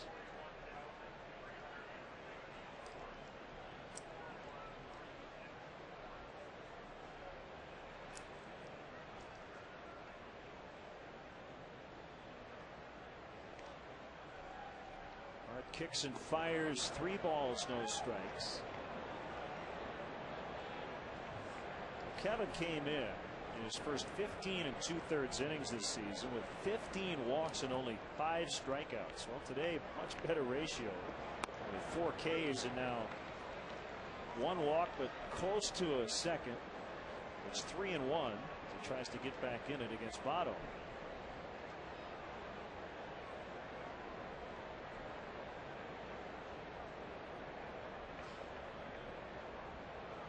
Deep breath before the 3-1. Ground ball to Fontenot. He'll get him. 2 outs.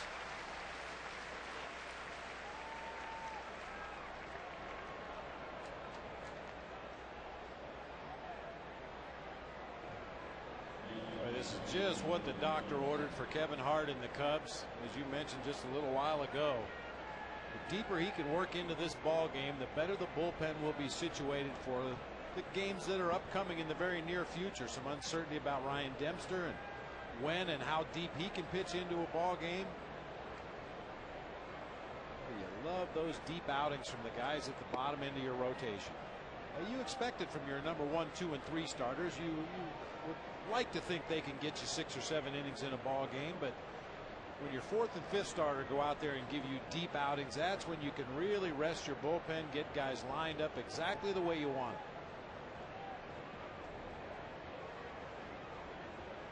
Phillips smacks that ball the other way. We'll see if he'll try for 2. Kosuke up with it quickly, and he's going to keep him right at first.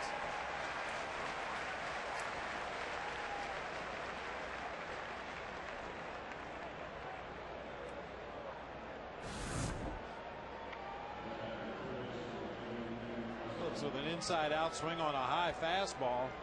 And with Phillips' speed, you know he was thinking to, but Kosuke got over there so quickly, cut that ball off before it had a chance to get to the corner, and holds the speedy second baseman to a single. I mentioned the base running gaffe he made earlier this week. Didn't run all that hard out of the box. Got thrown out at second base. Got benched the next night, which he understood, and he said, "I admit the mistake, and it won't happen again." And he busted it out of the box on that single. Well, it shouldn't take a scolding from your manager to get guys to run hard down the first baseline or anywhere on the field for that matter. Our general manager in San Francisco, he had a saying that he used to throw around all the time. Al Rosen, give me 90 feet. It's not too much to ask of a professional athlete to run as hard as you can for 90 feet. Seems like a simple thing, but when you watch baseball on an everyday basis, it doesn't always happen.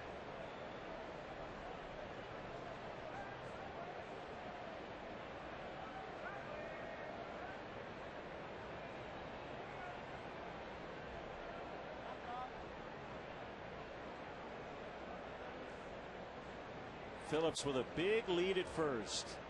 Not running. 1-2 on Encarnacion.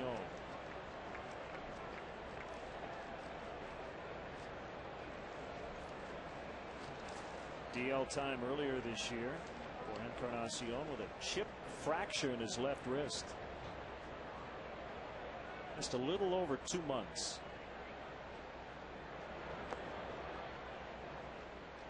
Neatly blocked by Hill.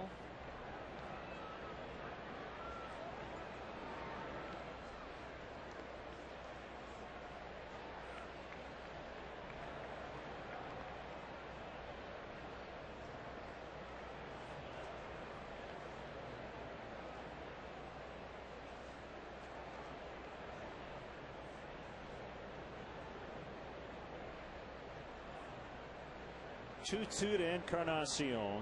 Phillips with a 2-out single. Cubs lead 4-1. They've hit a couple of home runs today. A lot of extra base hits. Double, a triple, a homer in the first inning.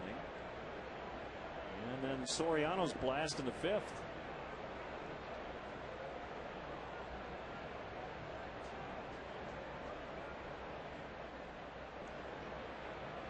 Phillips goes, pitches way up and in.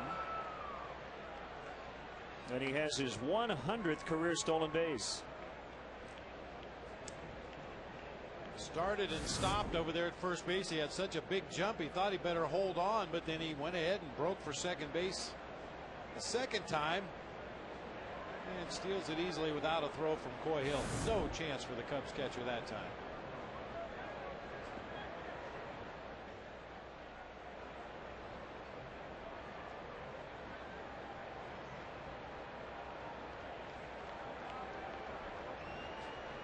The payoff pitch is popped up.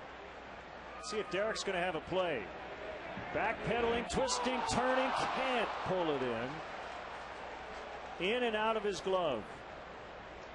As he kind of sashayed over there into that bullpen.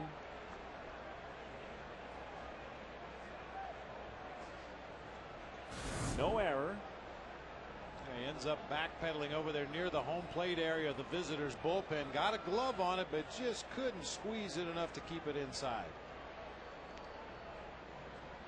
Well, that one started at the heel of the glove, rolled all the way through the pocket, and then out the tips of the fingers.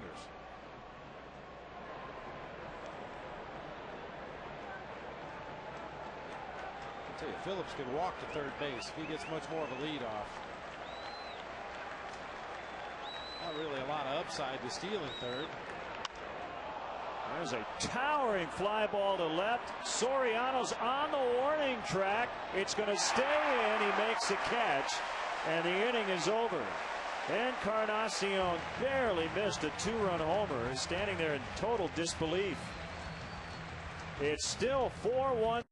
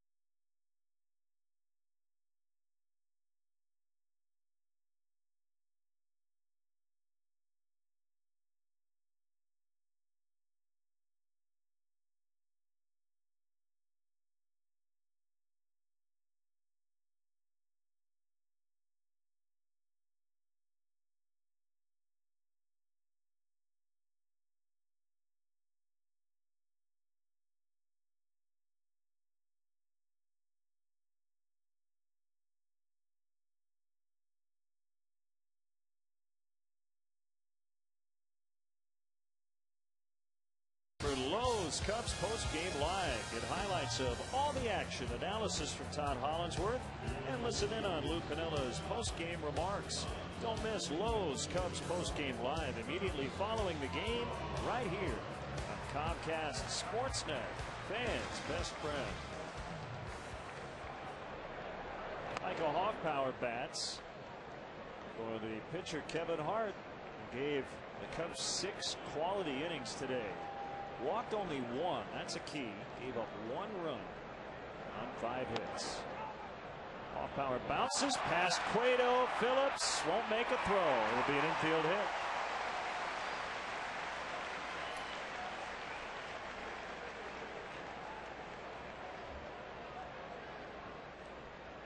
Or not. An error on Cueto.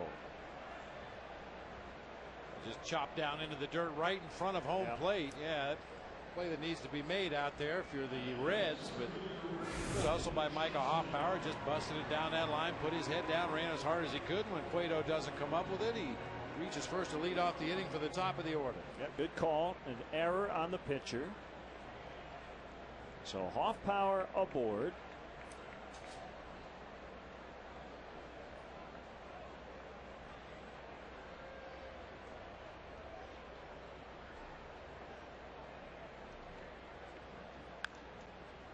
With the 3-run first today, Johnny Cueto's first inning earned run average is 9.61. He's been under 3 after the first inning.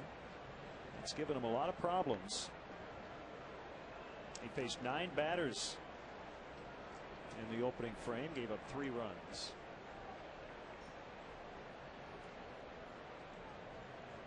Only 1 since. That was on the Soriano homer in the 5th.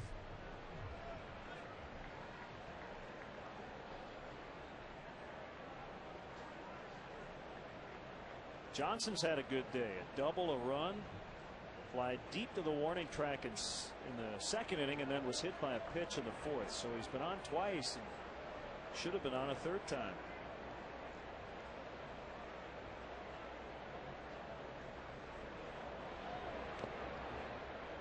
One and 2.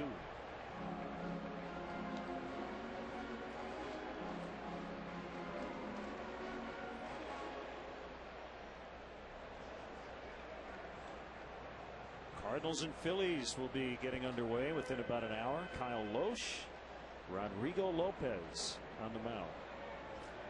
Matt Holliday batting cleanup in left for the Cardinals. Julio Lugo at short. Mark DeRosa at third. As Johnson flies to center, Taveras with a catch. So 3 in-season acquisitions. And they're all in the lineup today. If you're traveling and can't watch your Cubs on TV, you can always catch the game on your computer with MLB.tv. It's the ultimate baseball experience, featuring 100 out-of-market games per week, live on your computer, and catch those you missed on demand. For more details, visit Cubs.com, where baseball is always on. The acquisition of Holliday did not come without a cost. Their #1 pick for the St. Louis Cardinals back in 08, Bretton Wallace, a 3rd baseman out of Arizona State University, had already worked his way up to the AAA level this year. Was hitting over .290 in AAA for the St. Louis Cardinals. Smacked into center, base hit for Terrio. Keeps his hitting streak alive. It's now at 7.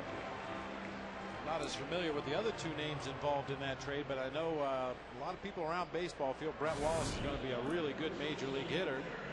Ryan Terrio, a really good major league hitter, lines that fastball into center field.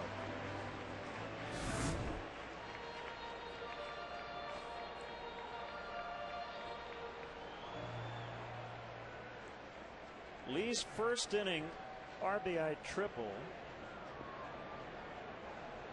was his 27th 3-base hit in terms of his career. His first since July 1st of last year. So 154 games between triples for Derek Lee. That one Cub fan not particularly impressed, apparently. Yawning.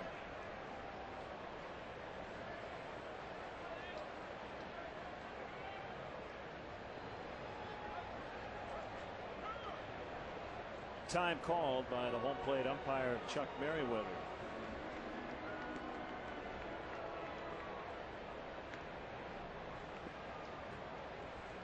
Daniel Ray Herrera up for the Reds. We saw him yesterday.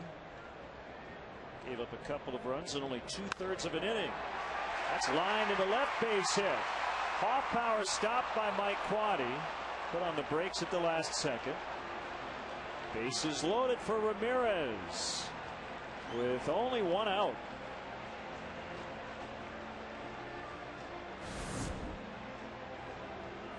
Eric Lee with a clean single into left field. You know, we've talked to Mike Quade many times over the years about his job over there as a third base coach.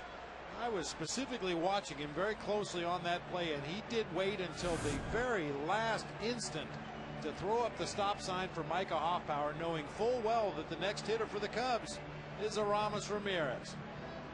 You don't want to risk getting a runner thrown out at home plate on a close play when you've got a guy coming to the plate with a track record of driving in big runs.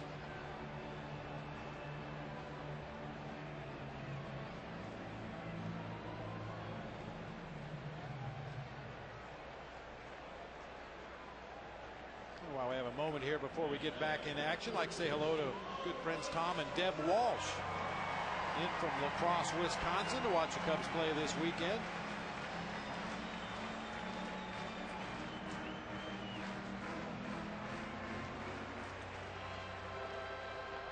Ramirez trying to put this one out of reach. Cubs lead by 3.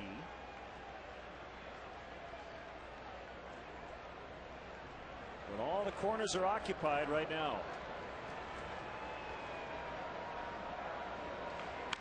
Ground ball, backing up Encarnacion. Nice play, and they're going to turn 2 to get out of the inning. That's a 5-4-3 double play. We've seen some excellent defense in this ball game today. It's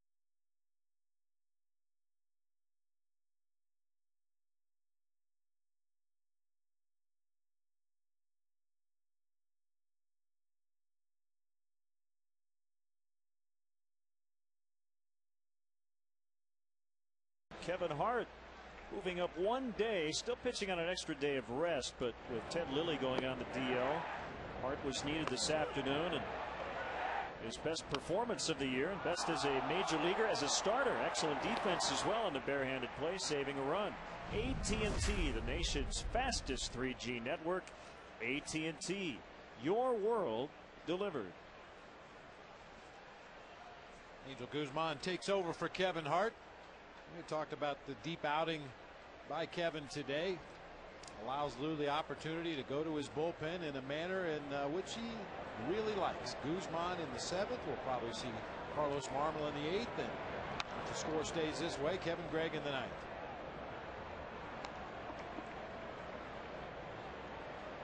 One strike on Johnny Gomes.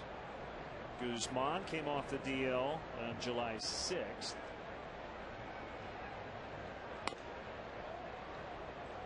Big part of this bullpen.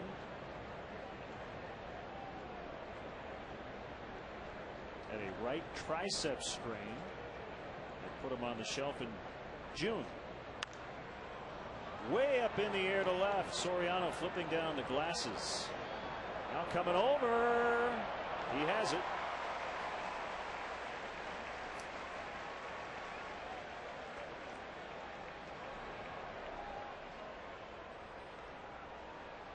We can laugh about it now because he made the play, but the wind really pushing that ball over toward the gap in left center field. Fortunately, Soriano keeps his feet moving, tracks that ball all the way into the glove.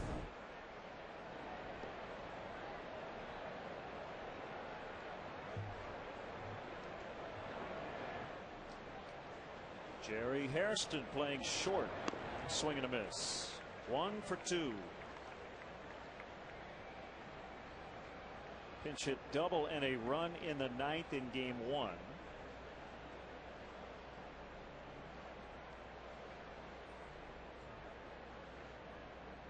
Actor Carlos Bernard, star from the hit show 24. From Evanston, Illinois, went to New Trier. He's going to handle the stretch today.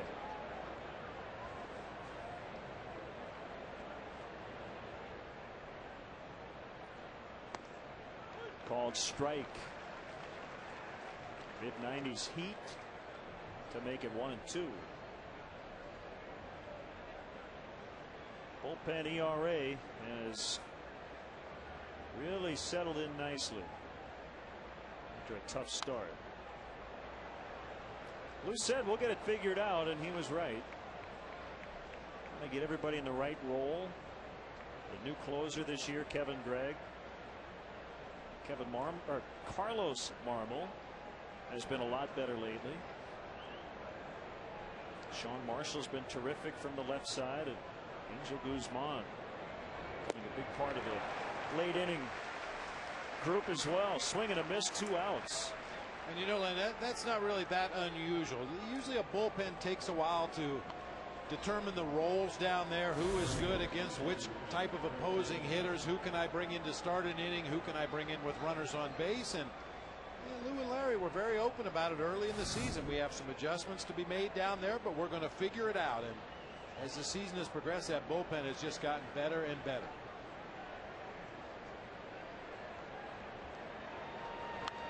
Fouled back by Tatum.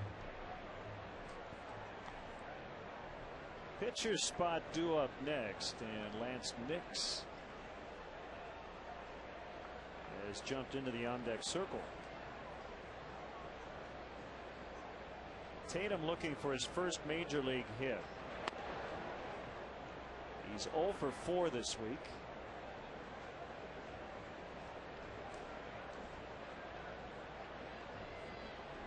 And he's here because Ramon Hernandez is on the DL.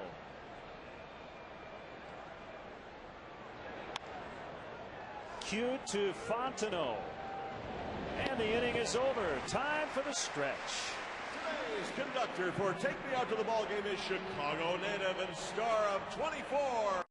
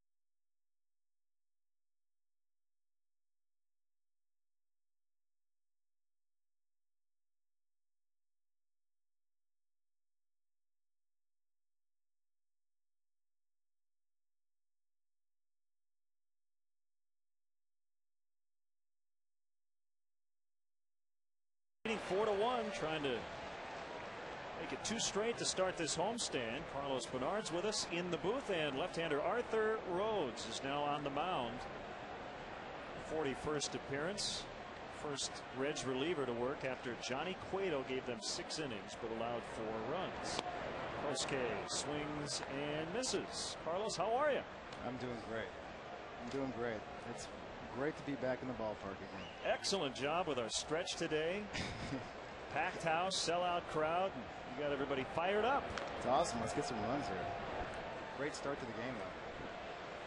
It's been good lately. Cubs trying to make it 7 of 9 since the All-Star break, and trying to keep pace with the Cardinals and Astros. Pretty interesting division this year. Really is, and you know, they're starting to play well just at the right time, right? Well, we've been waiting for this team to get some offensive consistency, and definitely seeing more signs of that. No swing by Kosuke, 1-2. So a new Trier product, Illinois State as well. Yes, sir. We are in the new Trier district. My son's only 8, but what does he have to look forward to? Pain. How do you really feel? That's a big high school. You know, listen, I'm not exactly the best student that ever hit the world, so you know, it's a tough school, and but I made it through barely, and into college barely. I'm sure he'll do much better than me. Well, we're looking forward to it. 1-2 pitch, ground ball just wide. It is a great school, though. Does he play sports at all? Not yet. He's more of an artsy guy. He's into rock and roll and budding rock star. That's like my daughter. My daughter's 5, and she's already into the whole rock artistic thing. So you can't force them to do any. Just whatever they decide to do, you support them. And well, you can try to force them, but called strike 3 on the outside corner. I'm a little curious, Carlos. Back in '03, you were on the people's list of the 50 most beautiful people. How did your wife, actress Sharice Baker, how did she take that? After she stopped laughing, you mean? She took it. She took it better than I did, because I'm the one that had to take all the grief from my friends. You know, I'm here with 20 of my friends from grade school. We're all still tight. Grew up together here in Chicago, and believe you me, when that happened, they gave me endless grief. A good kind of grief, though. Oh, you know, yeah. Well, the funny thing is, we had Eric Estrada in here, and he was on one of those lists back in the 1970s, and his reaction was the same as yours. My guess is you like being on the list, but you don't like talking about it. Is that kind of the way it is? Because you do get a lot of grief from your friends. Well, they kicked me off the list the next year, and I did feel I have felt very slighted since then. Well, that's the thing. If you're on it 1 year, you have to be on it the rest of your life. I'm thinking to myself, how do I get back on? Do I grow a beard? Do I mean, what do I do? You know, nothing's worked, so I've given up now. That guy made it this year. Come on, Carlos, you should have made it. That guy's on it. Come on. 1-2 on Soriano. He's 3 for 3 with his 17th home run. Man, that's great to see, too.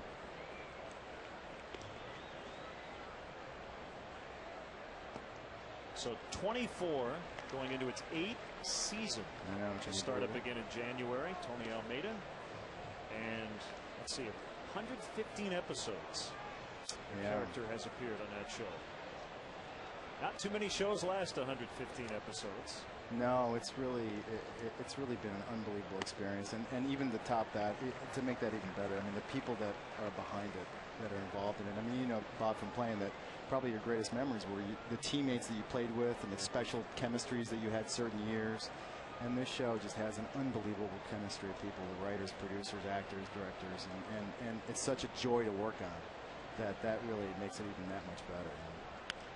Bounced foul, still 3-2, and it certainly speaks to the great writing of the show, that it's such a fast-paced show that it's able to remain fresh. The writers are insanely talented. I don't know how they do it, and they keep pulling a rabbit out of the hat every year. And so, you know, one of these years we'll see. Hopefully not this year. Another 3-2. He struck him out that time. So what do you have going this summer? You know, I've been doing a lot of swimming with my daughter and hanging out. I have a couple TV projects that I'm producing that I'm sort of out peddling and going through the development process with, which has been really interesting and fun. And so that's what I've been focused on. You know? I wonder if those of you involved with the show directly do you feel as anxious and as nervous as we do watching at home? Oh, I can't watch it. I'm sweating at the end of the show every week. Well, I can't watch it for a different reason. I just, to me, I mean, after you've read the script and shot it, it takes the air out of the show for me. So I don't really watch it. But you know, my wife watches it, and she's in the same boat as you. Yeah. Now, do you not tell her what is going to happen? I mean, what's you have a contractual situation and you can't tell people what's going on, or what? Well, it's not contractual, but you know, job security is nice. Sure. And if nothing ever leaks out these days with the media, right? And the job security is bad enough on that show. They kill everybody anyway, so you really don't want to add fuel to the fire there. Right. But the first year she read the scripts because she's an actress, and that ruined it for her. So ever since then, she doesn't want to know anything. What a great day out here, huh? This is unbelievable. Called strike 3 to end the inning. A 1-2-3, 3 strikeout inning for Arthur Rhodes. Carlos Bernard, always a pleasure. Thanks for stopping.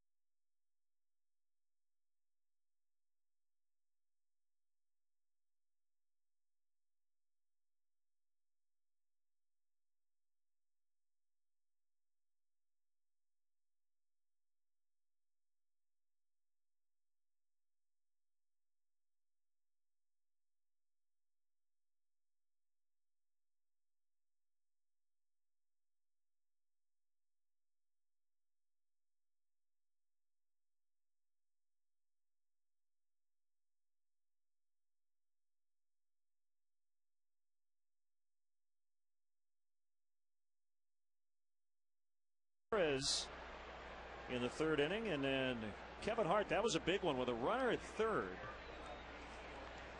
and 1 out, and he was able to get out of that inning with no runs. And we now are being told Derek Lee has left the game.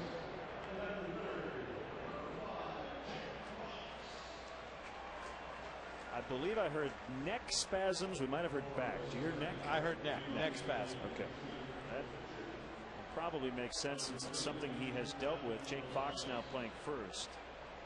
And Lou's coming out, and he's going to make a change. Adam Rosales announced as a pinch hitter for Arthur Rhodes.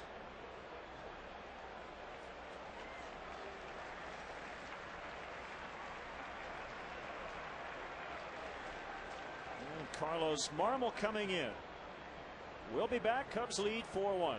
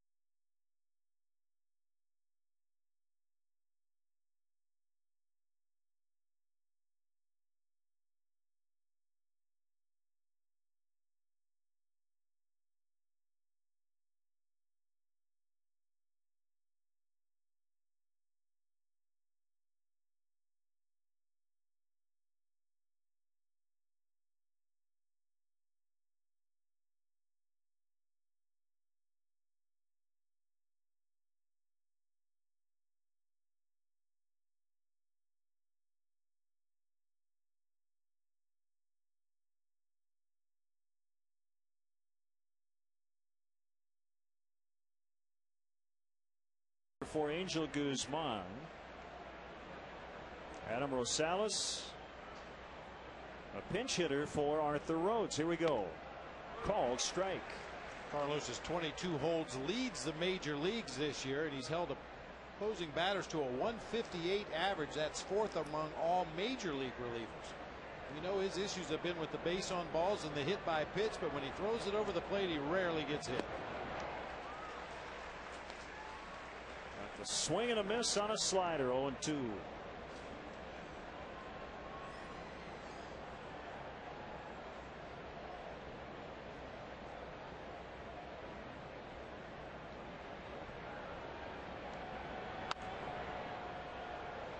It's dumped foul into the upper deck. 41-3-64 in the ballpark today. And a gorgeous day. Where would you rather be? Ripped into the left field corner. Foul. I guess if not here at the ballpark, hanging with us here on Comcast Sportsnet.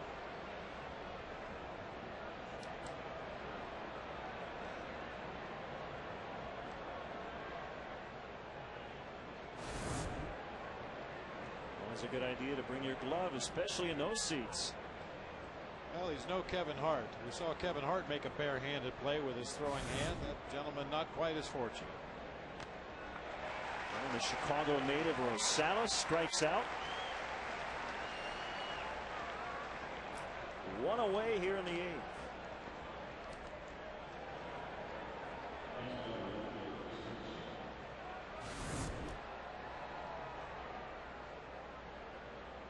Every pitch either in the strike zone or around the edges of the strike zone to start the inning there against Rosales. Good sign for Carlos Marmol.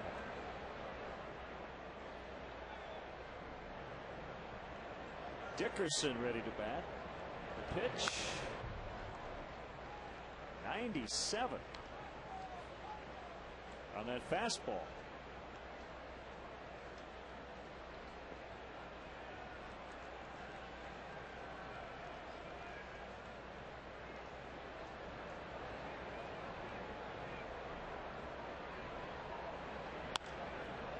Slicing left field, foul. Well, Chris Dickerson right about now is telling himself, I'm going to have to turn it up a notch or two. 97, then 96 on the next fastball. A weak floater to the opposite field, foul.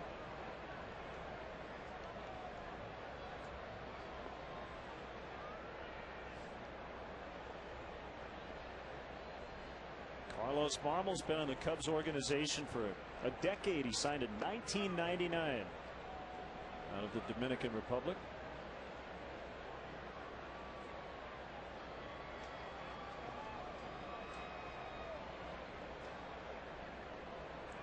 Made his major league debut in 2006. Mixed results that year.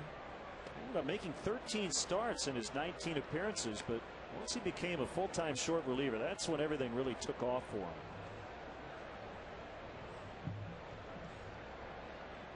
At a 1.43 ERA the following year, 2007, pitching out of the bullpen.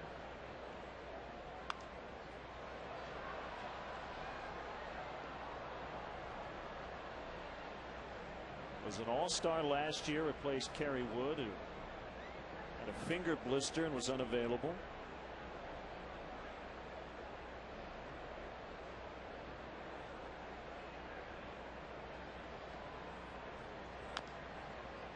Still 2-2. Nobody has much more fun than Carlos does at the ballpark. He's very intense out there on the mound, but has a good time in the clubhouse. And you notice recently Carlos has eliminated a lot of the unnecessary movement that he had out there as he took the sign from his catcher. He used to bend over at the waist, look toward the third base dugout, then snap his head toward home plate. A lot of things going on before delivering the ball, and now it appears his focus is all on throwing the baseball. Just stands there very straight up, gets a sign from his catcher, goes into his set position and lets it fly.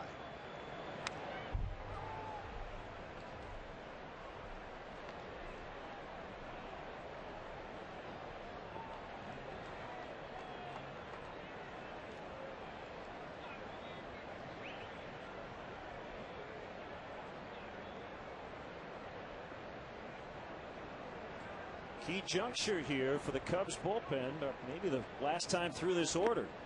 As Dickerson strikes out.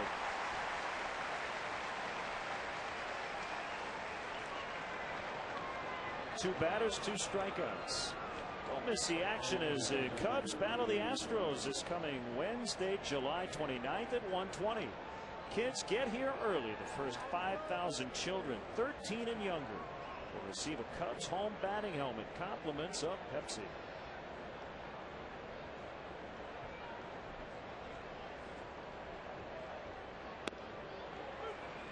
Tavares looks at a strike. Sean Marshall standing at the ready down there in the Cubs bullpen just in case Tavares gets on base and Lou decides he wants the lefty for Joey Votto.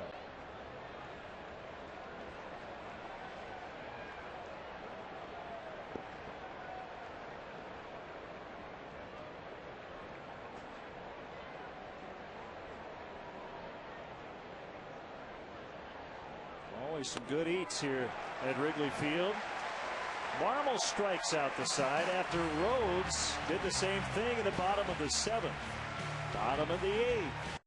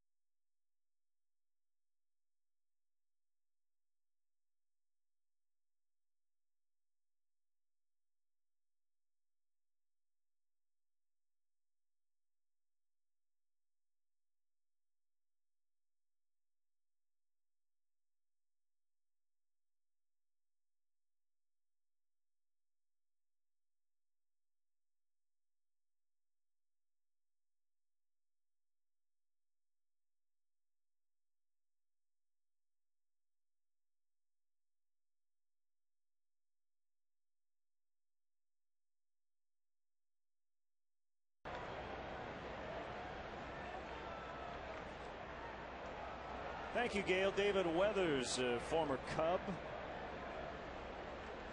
Ageless right-hander facing Coy Hill. No balls, 2 strikes. We're in the bottom of the 8th. Cubs trying to get their 3rd straight win and 2nd straight to start this very important 7-game homestand.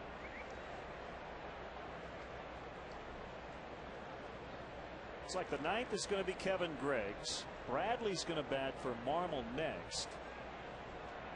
I mentioned Sean Marshall a little earlier.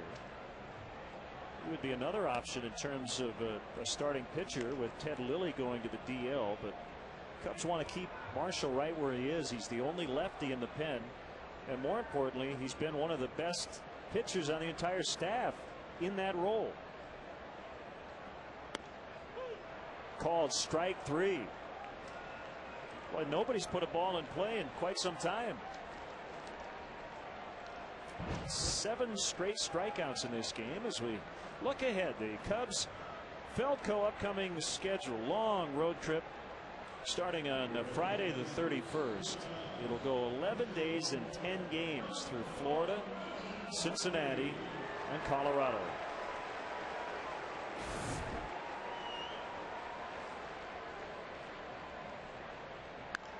Bradley drives one deep to left center, and it will get into the basket, just over the basket. An opposite field home run for Milton Bradley to make it 5-1.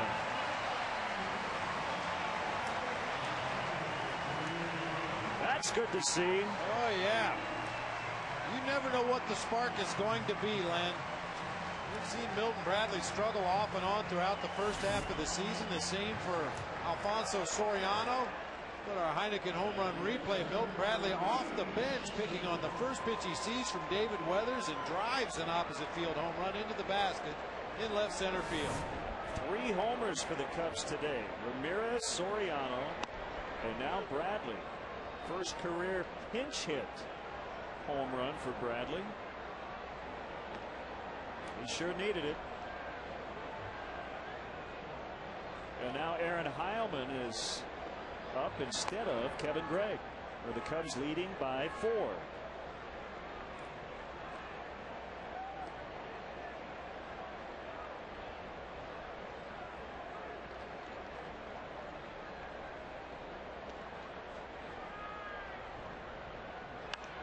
Johnson pops it up, shallow left. Caught by Hairston.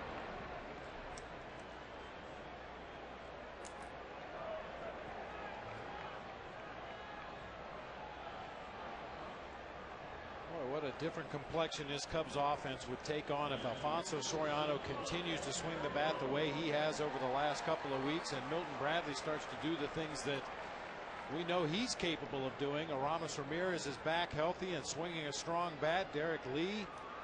Oh, suddenly this lineup gets really deep. Lee, Ramirez, and Bradley in particular really hot the last 3 days. We hope, we can't assume anything, but that Derek's neck spasms are just minor and he was taken out for precautionary reasons as Terrio flies.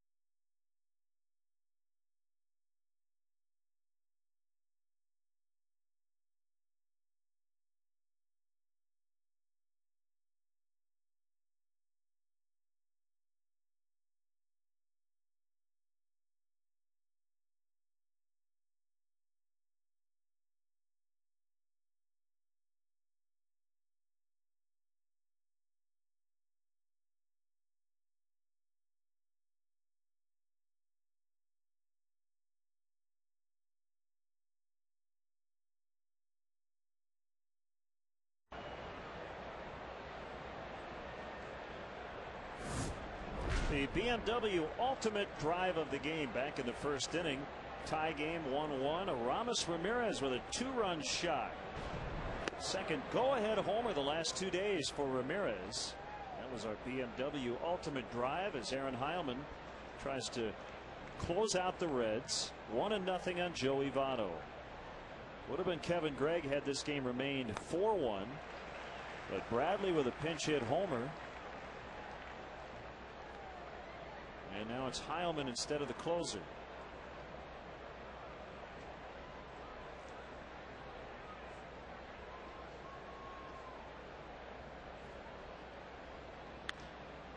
High fly ball. Left center. Johnson gonna leap, but it's out. A home run for Votto. That's his 14th, and it's 5-2.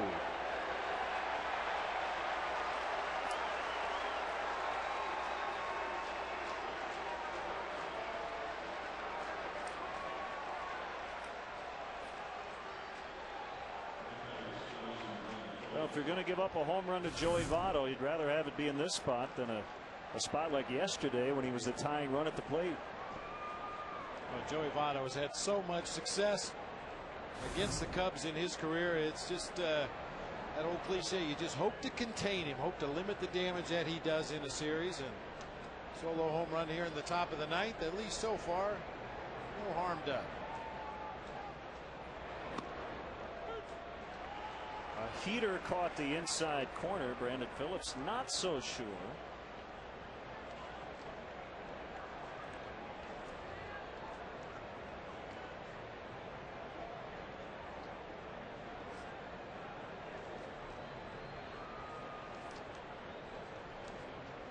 The 0-1 from Heilman. A bouncer to the shortstop, Terrio. Up with it. Gets it to Fox. 1 out.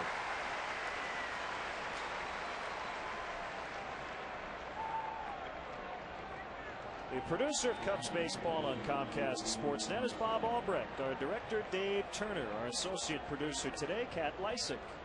Our stage manager in the booth, Christine Charbonneau. Our technical director, Chris Kentner. Our tech manager, Mark Harper. And the senior executive producer of Cubs baseball on Comcast Sportsnet, Jim Corno Jr. Again, excellent work by our entire crew, especially Frank Leone again. Had some technical difficulties before the game with our audio, but he's making it sing.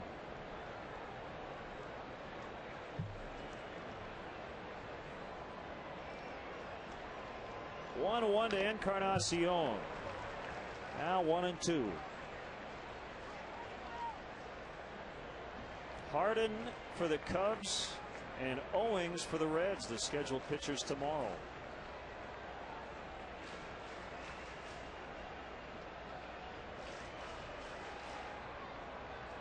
And then the hot Astros come in.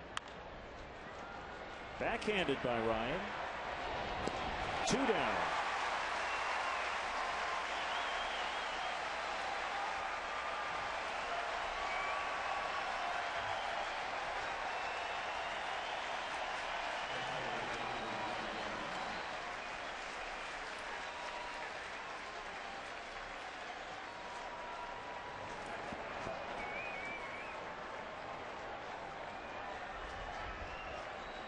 Gomes without a hit in the series, nothing for 7.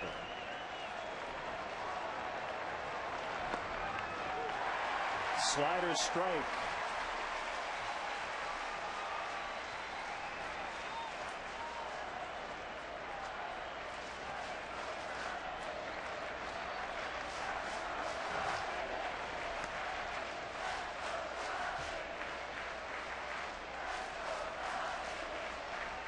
Chance to get within a half game of the lead in the division. They can hold on here, and the Phillies can even up that series against the Cardinals. 1-2.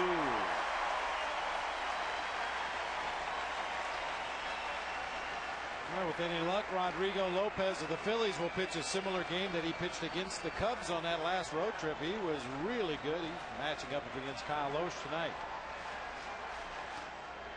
Too high. Russ Ortiz and John Neese in Houston later. Neese, a left-hander.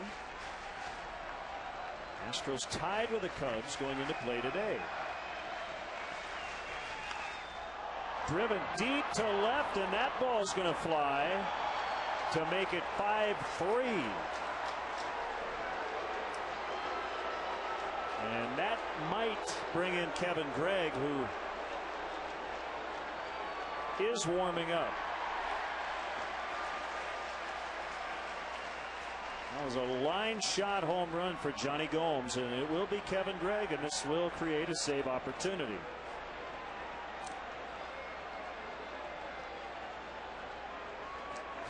That's Johnny Gomes' aim every time he steps into that batter's box. He swings hard. He has a lot of lift in his swing, tries to get the ball in the air to his pull field, and this time against Aaron Heilman, a screaming line drive into the bleachers. Cubs 5, Reds 3. Gregg on to try to get the final out when we come back.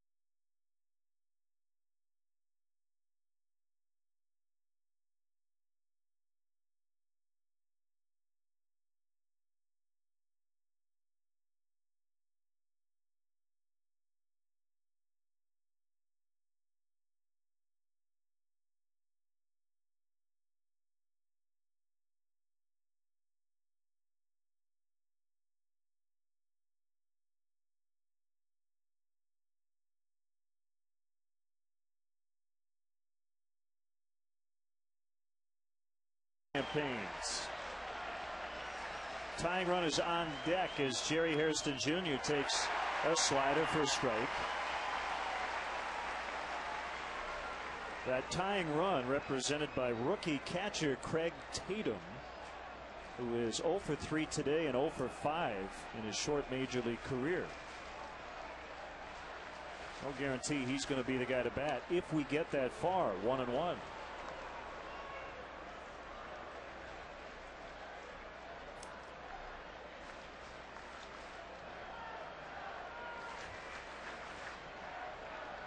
Couple of solo home runs by the Reds here in the ninth.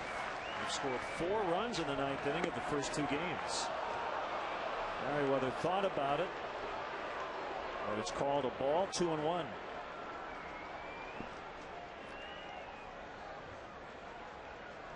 Big puffy clouds today, but a lot of sunshine. And Gregg with a 2-1.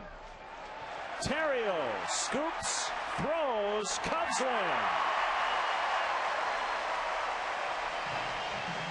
So Kevin Gregg comes on and notches his 20th save. And the Cubs win game 2, 5-3. A celebratory leap out in the outfield. Go